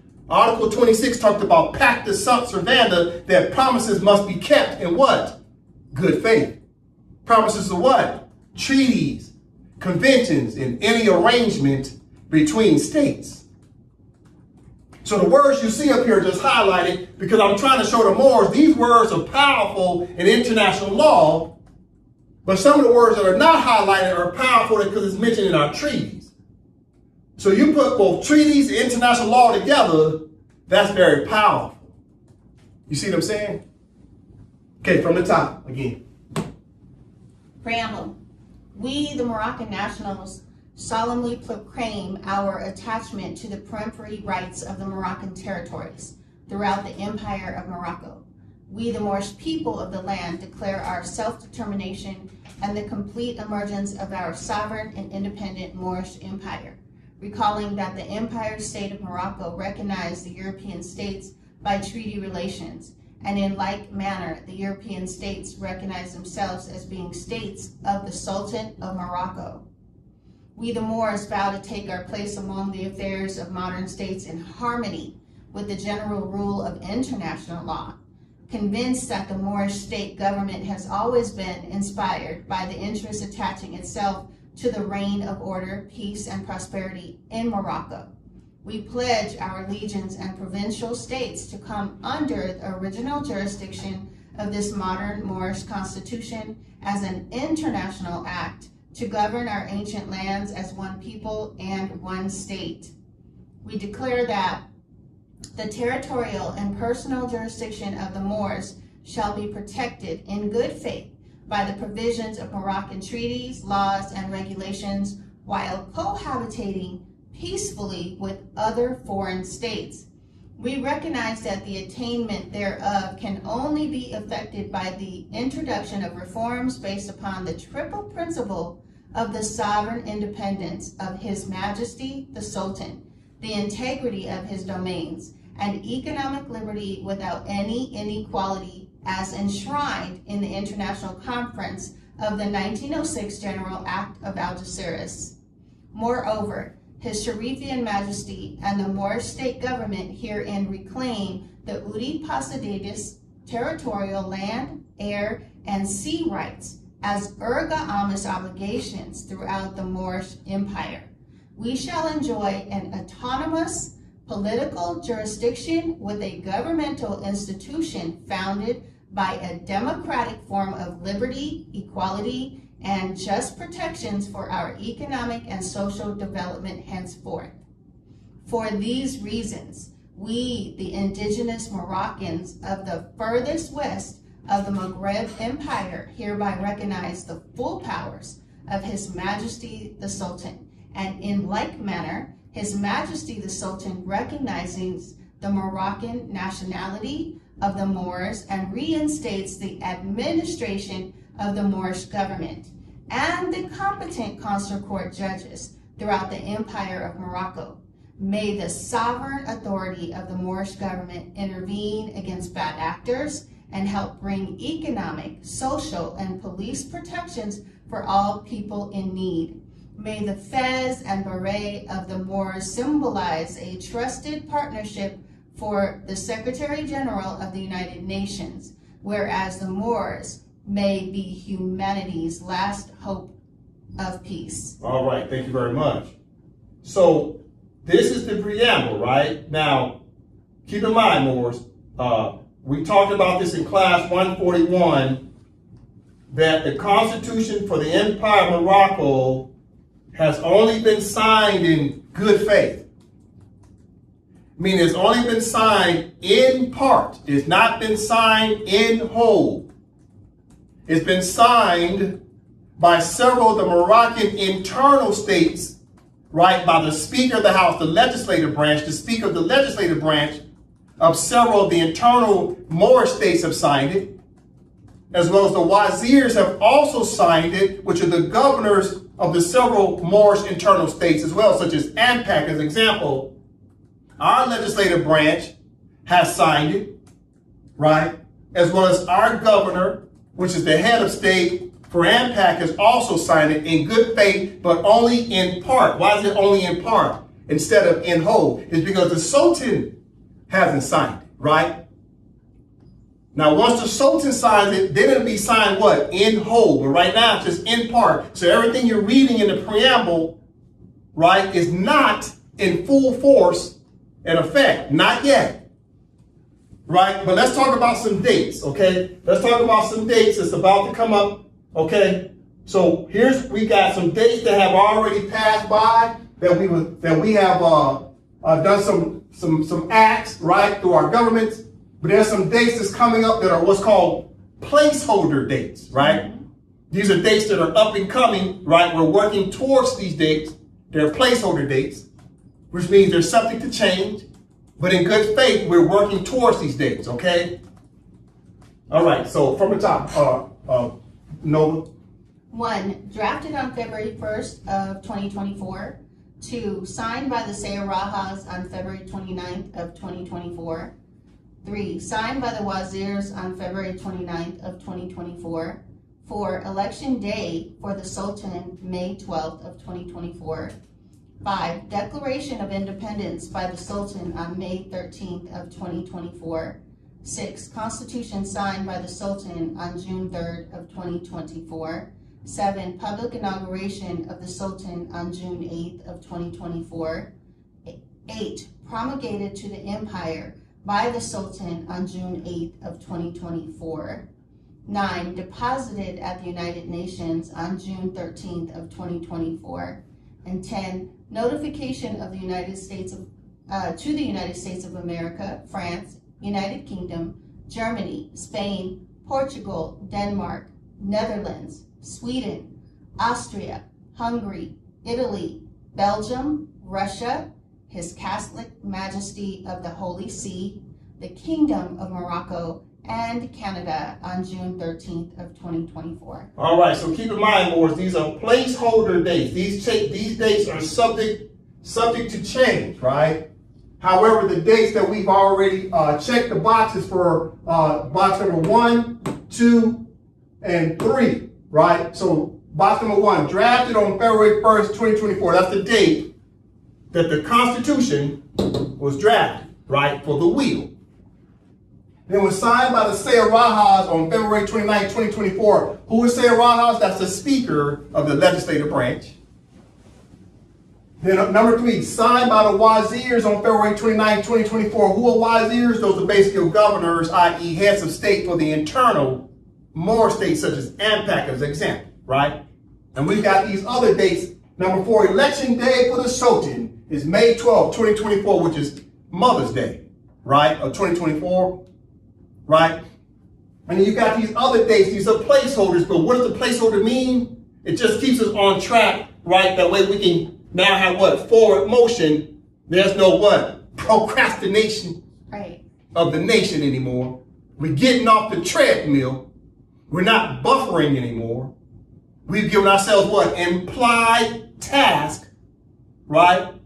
Because pretty soon, once we check the boxes on these dates, now we're going to have what? Implied powers, right?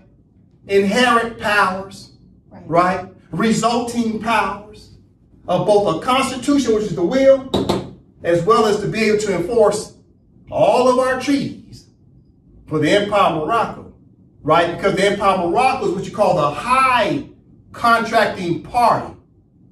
On the treaty, it's the high contracting party. Our internal Moorish states, right, are not the high contracting party. Our internal Moorish states are what? They just basically what? De facto Moorish states. There are Moorish states in fact. But who's the de jure state? Empire of Morocco. That's the sovereign, right? The sovereign original state, the sovereign original jurisdiction, the sovereign power, the sovereign authority belongs to who? The Empire of Morocco. And then the Empire of Morocco as a state then does what? It extends its sovereignty and immunities to the government, the officials of the state, to represent the state and the people. And that's what we're working towards, right? Okay, getting back to the preamble. All right, more. So in class 141, we were starting to break down some definitions of these words, right? So, Brother Joseph, can you read? We, the Moroccan nationals, solemnly proclaim our attachment to the preemptory rights of the Moroccan territories throughout the Empire of Morocco. We, the Moorish people of the land, declare our self-determination and the complete emergence of our sovereignty and independent Moorish empire, recalling that the Empire State of Morocco recognized the European states by treaty relations, and in like manner, the European states recognized themselves as being states of the Sultan of Morocco. Paul, so that's paragraph 1, right? Remember now, we got 5 paragraphs, right? In the preamble.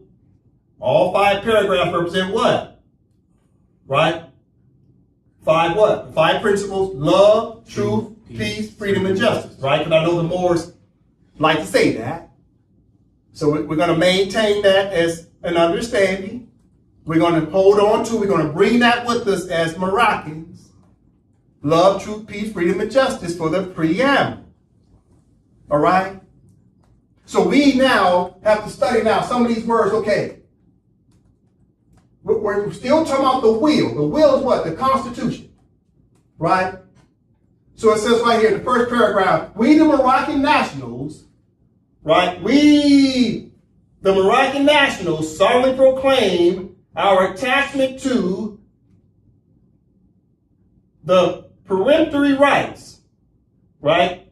The peremptory rights of the Moroccan territories throughout the Empire of Morocco. We, the Moorish people of the land, declare our self-determination and the complete emergence of our sovereign and independent Moorish empire. Let's now look at this word complete. You see I got that word highlighted, complete? It's not a generic word, but it's very powerful in international law. Right? Why is it powerful in international law? Because the word complete means what? In whole, entire, 100%. Complete what? What complete? What about complete? Complete what? Emergence, right, of our sovereign and independent Moorish empire, right? What's the empire? The state. So let's go back to this word complete, right? Complete, this is an important word in international law. Where do we find the word complete? Okay, Barack H. Obama was trying to get the Moors to go back and read what? United Nations Resolution 1514 of 1960. To talk about what? The complete emergence, right, of what? Our colonial country with which is the Empire of Morocco has been what? Colonized, so therefore it's been submerged. Now it has to emerge as a sovereign independent state, right? So sovereign independent state of the Empire of Morocco and its people, Moroccans. But watch this. Now you go to Resolution 1514 and understand why is the word complete so important. Okay? Now you go to Article 4 of United Nations Resolution 1514. Here, Brother Joseph. Number 4, all armed action or repressive measures of all kinds directed against dependent peoples shall cease in order to enable them to exercise peacefully and freely their right to complete independence and the integrity of their national territory shall be respected. All right, read again. All armed actions or repressive measures of all kinds directed against dependent peoples shall cease in order to enable them to exercise peacefully and freely their right to complete independence, and the integrity of their national territory shall be respected. All right, so as you can see, the word complete is in the United Nations Resolution 1514. It's all about what? Complete independence. Complete means what? Whole. 100%. What's complete? It's about what? The independence of what? Of what? The national territory. You see that? What's the territory? The land. So the United States of America has to relinquish, under decolonization, the complete territory. For what? The national state, which is what? The Empire Morocco. For who? Moroccans. It's all about this word complete. That word complete is very important in international law. You see? So therefore, going back to the Constitution, which is the will, right? The will regarding what? Article 22 of the Treaty of Peace and Friendship set forth an obligation for Moors to establish a will. Well, who's supposed to establish a will? The Moors themselves. Okay, let's talk obligations. Let's talk responsibilities. Let's talk about the fact that Moors have been derelict in their own duties. The Moors have delayed their own justice. Why? Because let's go back to United Nations Resolution 1514. Who did the United Nations put the onus on to solve their problems? Okay, let's read Article 1 and Article 2. Good brother Joseph. And to this end declares that 1.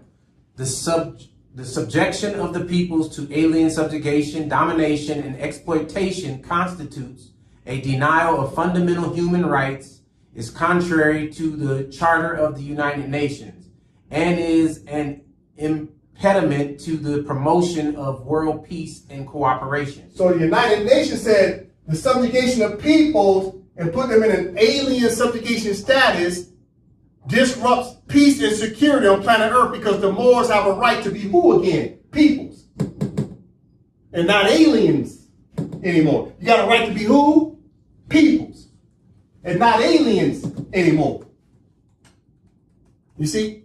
So peoples means what? We have a right to be who? Peoples, be Moroccans again. Instead of now being what? Demoted, right? Demoted, subjugated into a status of alien, because isn't this what they did? The Europeans created what? The Naturalization Act. And in the Naturalization Act of 1870, what did it say? It said they created what? They put the Moors in an alien status, which is denizen, and then brought them back up to be what? Citizens, i.e. Americans. But you're adopted Americans. So they put you in alien status and removed your nationality and then brought you up to citizens, second-class citizens, to be American. And you got a right to go back to be the peoples of your own state. So, okay, Article 2. Who did the United Nations put the obligations on to invoke their will and invoke their treaties and their rights? Article 2. 2. All peoples have the right to self-determination. By virtue of that right, they freely determine their political status and freely pursue their economic, social, and cultural development. Read it again. All peoples have the right to self-determination. By virtue of that right, they freely determine their political status and freely pursue their economic, social, and cultural development. All right, so from the top, this is important. Who did they put the onus on? Watch, listen. This is called what? Procedural law. The procedure, the onus was put on who? The people. Not on the colonist. The onus was not put on the white man. It's put on who? The Moor that was subjugated.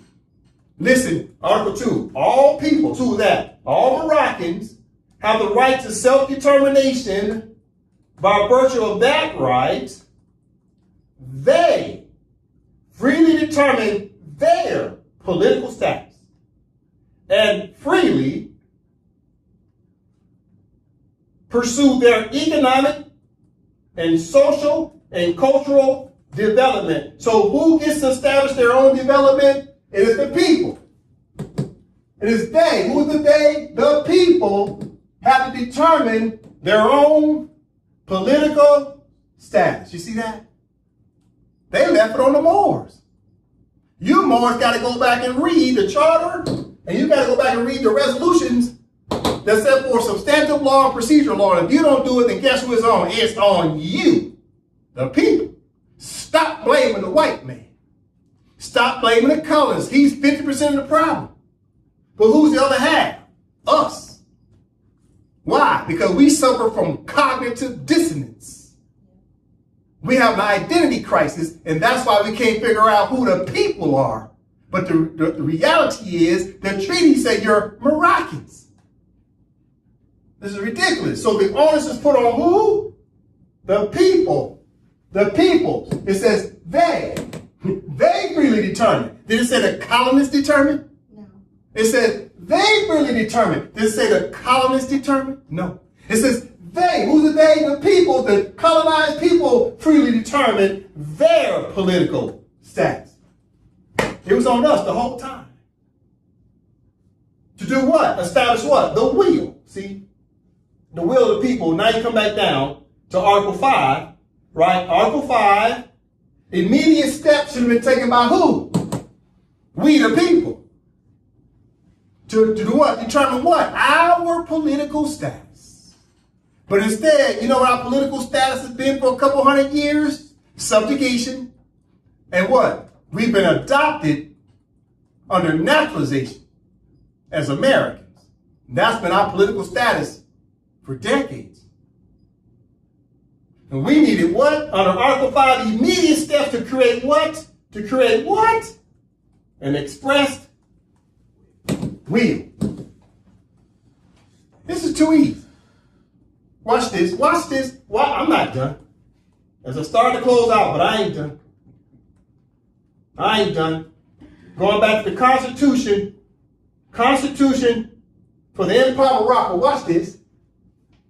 Now we're talking about the word will, right? So the Constitution itself is a will. Mm-hmm. Now you must have expressed language in your Constitution to talk about the will. Because the will is really in the hands of who? We the people.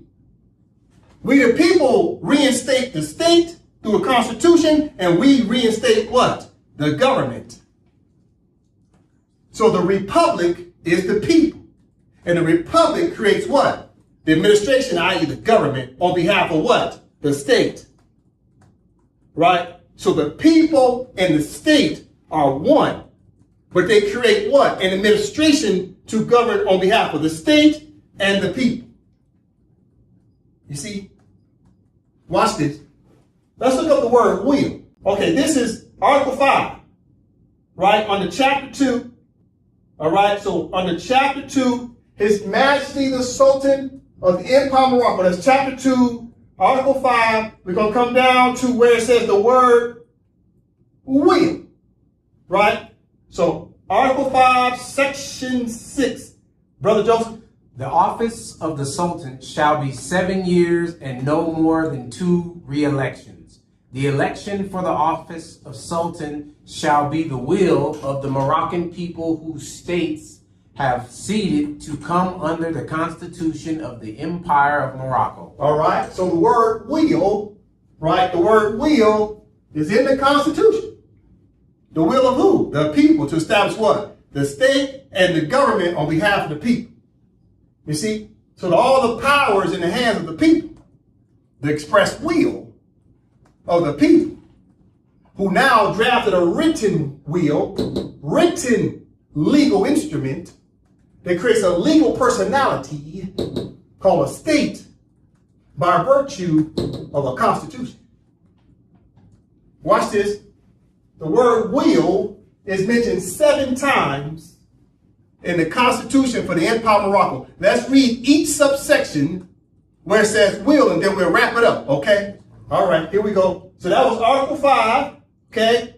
Article 5 talked about a will, right, under Section 6, right? So Section 6 talked about the will of who? Who's the will about? The will of the Moroccan people. You see that? This stuff's too easy. Follow instructions of international law. Where else does it say will? Okay, let's go down. Okay, the word will. There it is again. Okay, where are we now? Okay, now you go up. Where are we now? With Article 92 of the Constitution for the Empire of Morocco. We're going to go to Section 3 under Article 92, and we're going to read it as follows. Just a moment. All Moorish people have a peremptory right to come under the protections of His Majesty, the Sultan of Morocco, and the Constitution of the Empire of Morocco, if they so choose, by the will of the people. So the word will is mentioned in Section 3 of Article 92. About the will of the people, because the international law is procedure as well as what? Substantive law, procedural law. So international law says the free will of the people. The people must choose their political status. Right? It's all about the will of the people. Okay, so now on Article 92, Section 4 also has the word will, right? Just a moment. All right, so Article 92, Section 4. Okay, good brother Joseph. 4. Any colonial administrative power over a non-self-governing territory or trust territory, wherever it may geographically exist, shall not have the right or privileges to naturalize Moorish people against their free will, per His Majesty the Sultan of Morocco.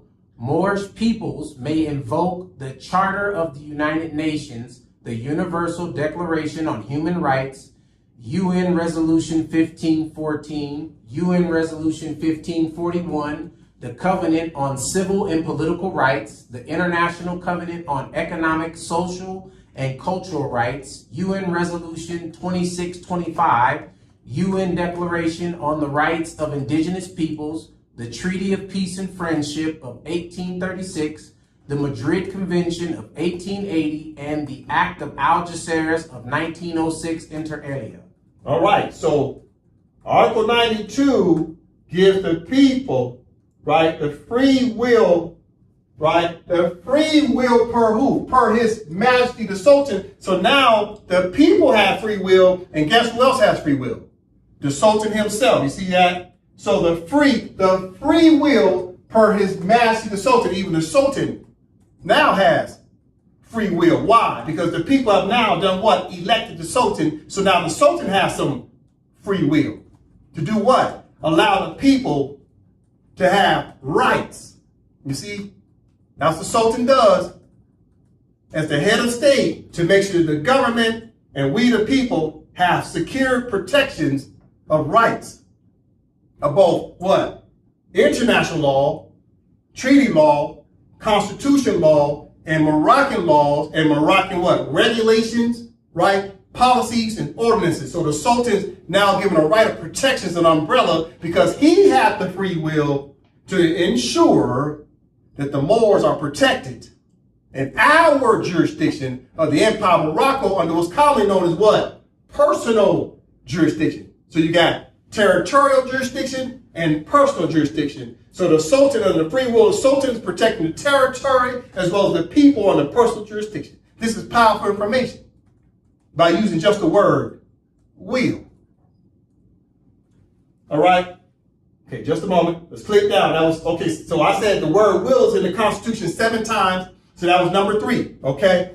Let's go down to the next section. So chapter 15, transitional provisions pertaining to trust territories and the right to self-determination of colonized Moorish people. This is in our Constitution.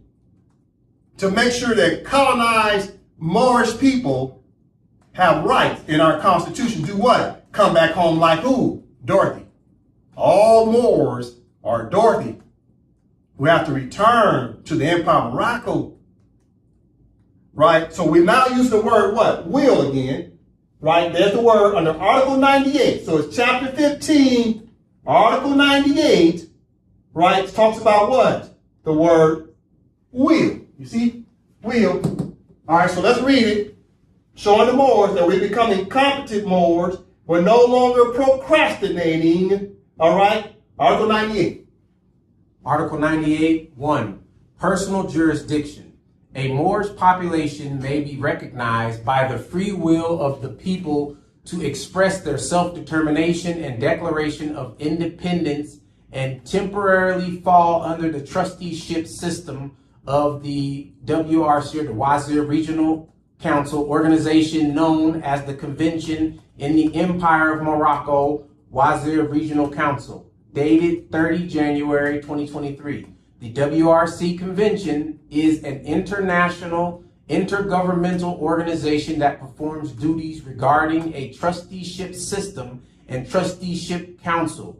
The short title shall be known as the WRC organization. All right, so under Article 98, talking about the word will, says personal jurisdiction, a Moorish population may be recognized by the free will of the people to express their self-determination and declaration of independence and temporarily fall under the trusteeship system of the WRC organization, known as the Convention in the Empire of Morocco Wazir Regional Council, dated January 2023, January 30th, 2023. The WRC, which is the acronym for Wazir Regional Council, the WRC Convention is an international intergovernmental organization that performs duties regarding a trusteeship system and trusteeship council. The short title shall be known as the WRC organization. So as the Moors know, for months I've been talking about the WRC, right? That the internal Moorish states had came together and established what? A regional agency, right? Because in the Charter of the United Nations, Article 33, it says the people have a right to establish a regional organization.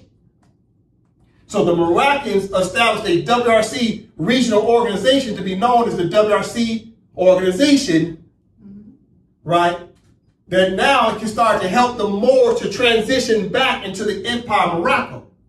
Right. So as the Moorish Americans or anybody call themselves Indians, call themselves what? Hebrew Israelites, Pan-Africans, they call themselves black, whatever you call yourself, the first step you need to take as an individual Moor under what? Treaty of Madrid of 1880, right? Article 15, that's what I got up here. Article 15 says any subject of Morocco who has been naturalized shall return to Morocco. So when you try to now petition Morocco, you're going to work with who? The Wazir Regional Council, right? So right here it says you're going to work with who?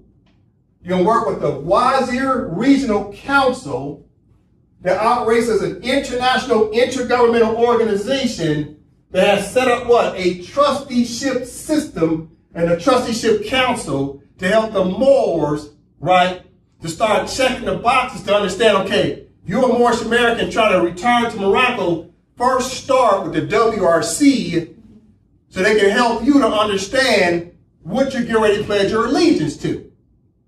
You're not going to just come to the Empire of Morocco and just sign some paperwork and pledge your allegiance. No. First, you're going to start with the WRC trusteeship system, the trusteeship council, who set up phases to help you understand how to do what? Acclimate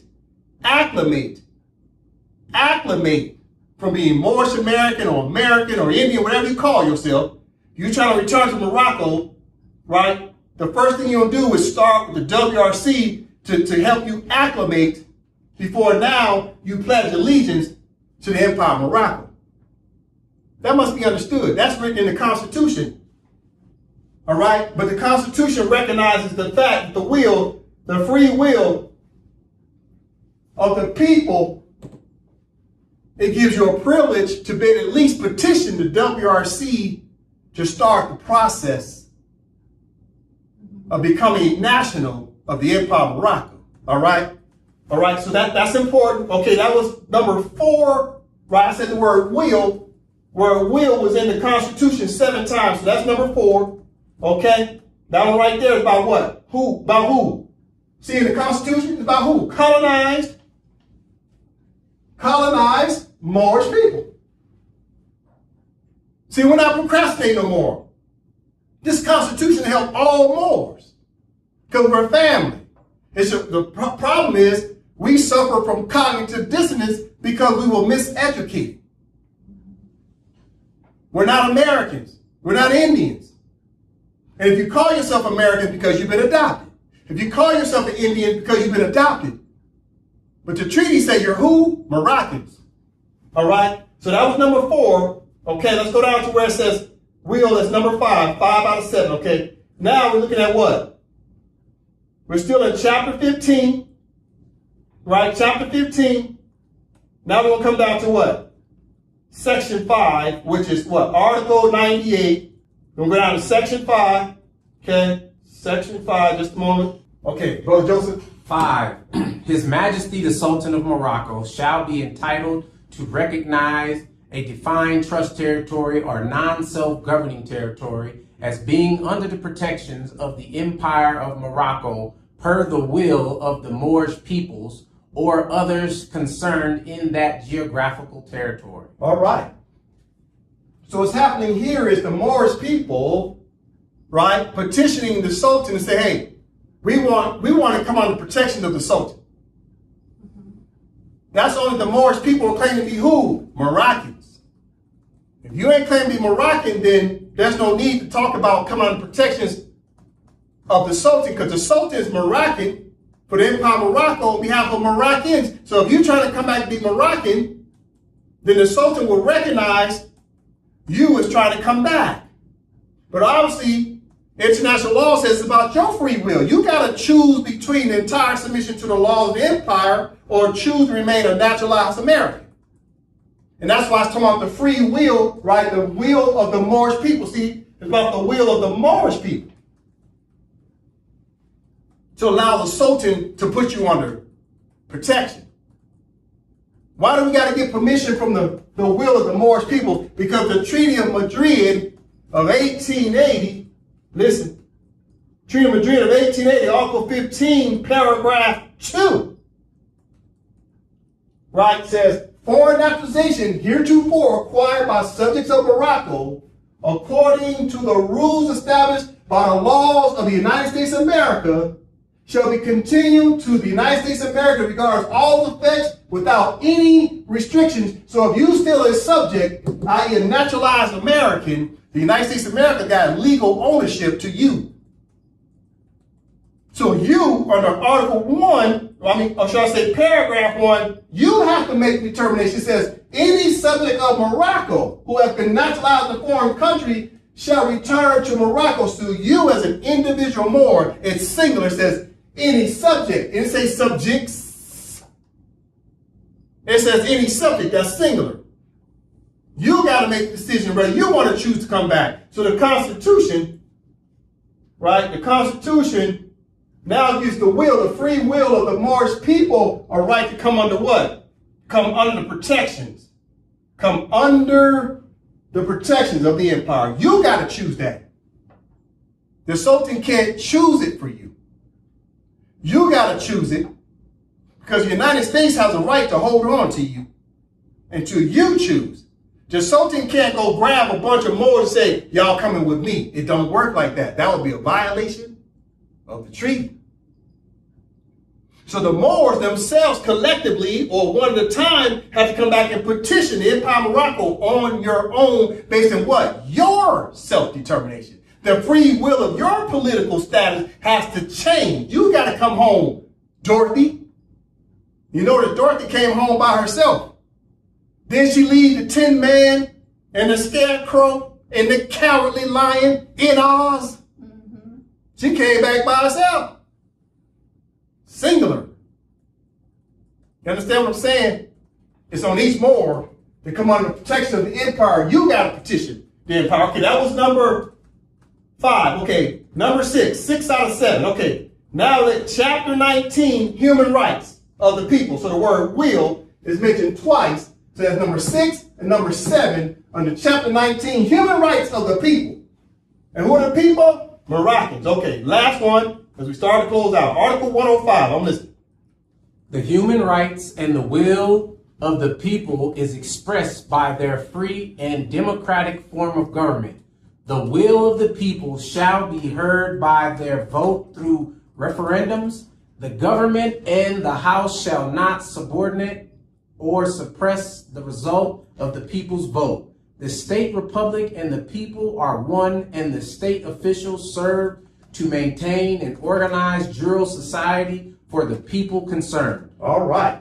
So I'll read it one more time as we start to close out. Chapter 19, Human Rights of the People, i.e. the Moroccan nationals. Article 105. The human rights, right? The human rights and the will of the people is expressed by their free and democratic form of government. The will of the people shall be heard by their votes through referendums. The government and the House shall not subordinate or suppress the results of the people's vote. The state republic and the people are one, and the state officials serve to maintain an organized dual society for the people concerned. That's all about the will. The will. The will of the people. And it's all about the will of the Constitution. To reestablish an administration, i.e. a government, on behalf of the state. And this is what Morris have to understand. As we start to move forward with the Empire of Morocco, we're following instructions. We're not just making this stuff up. So with that being said, what we have to understand is all about the will. In other words, the truth shall set you free through the will of the Constitution. I ain't with that. Islam.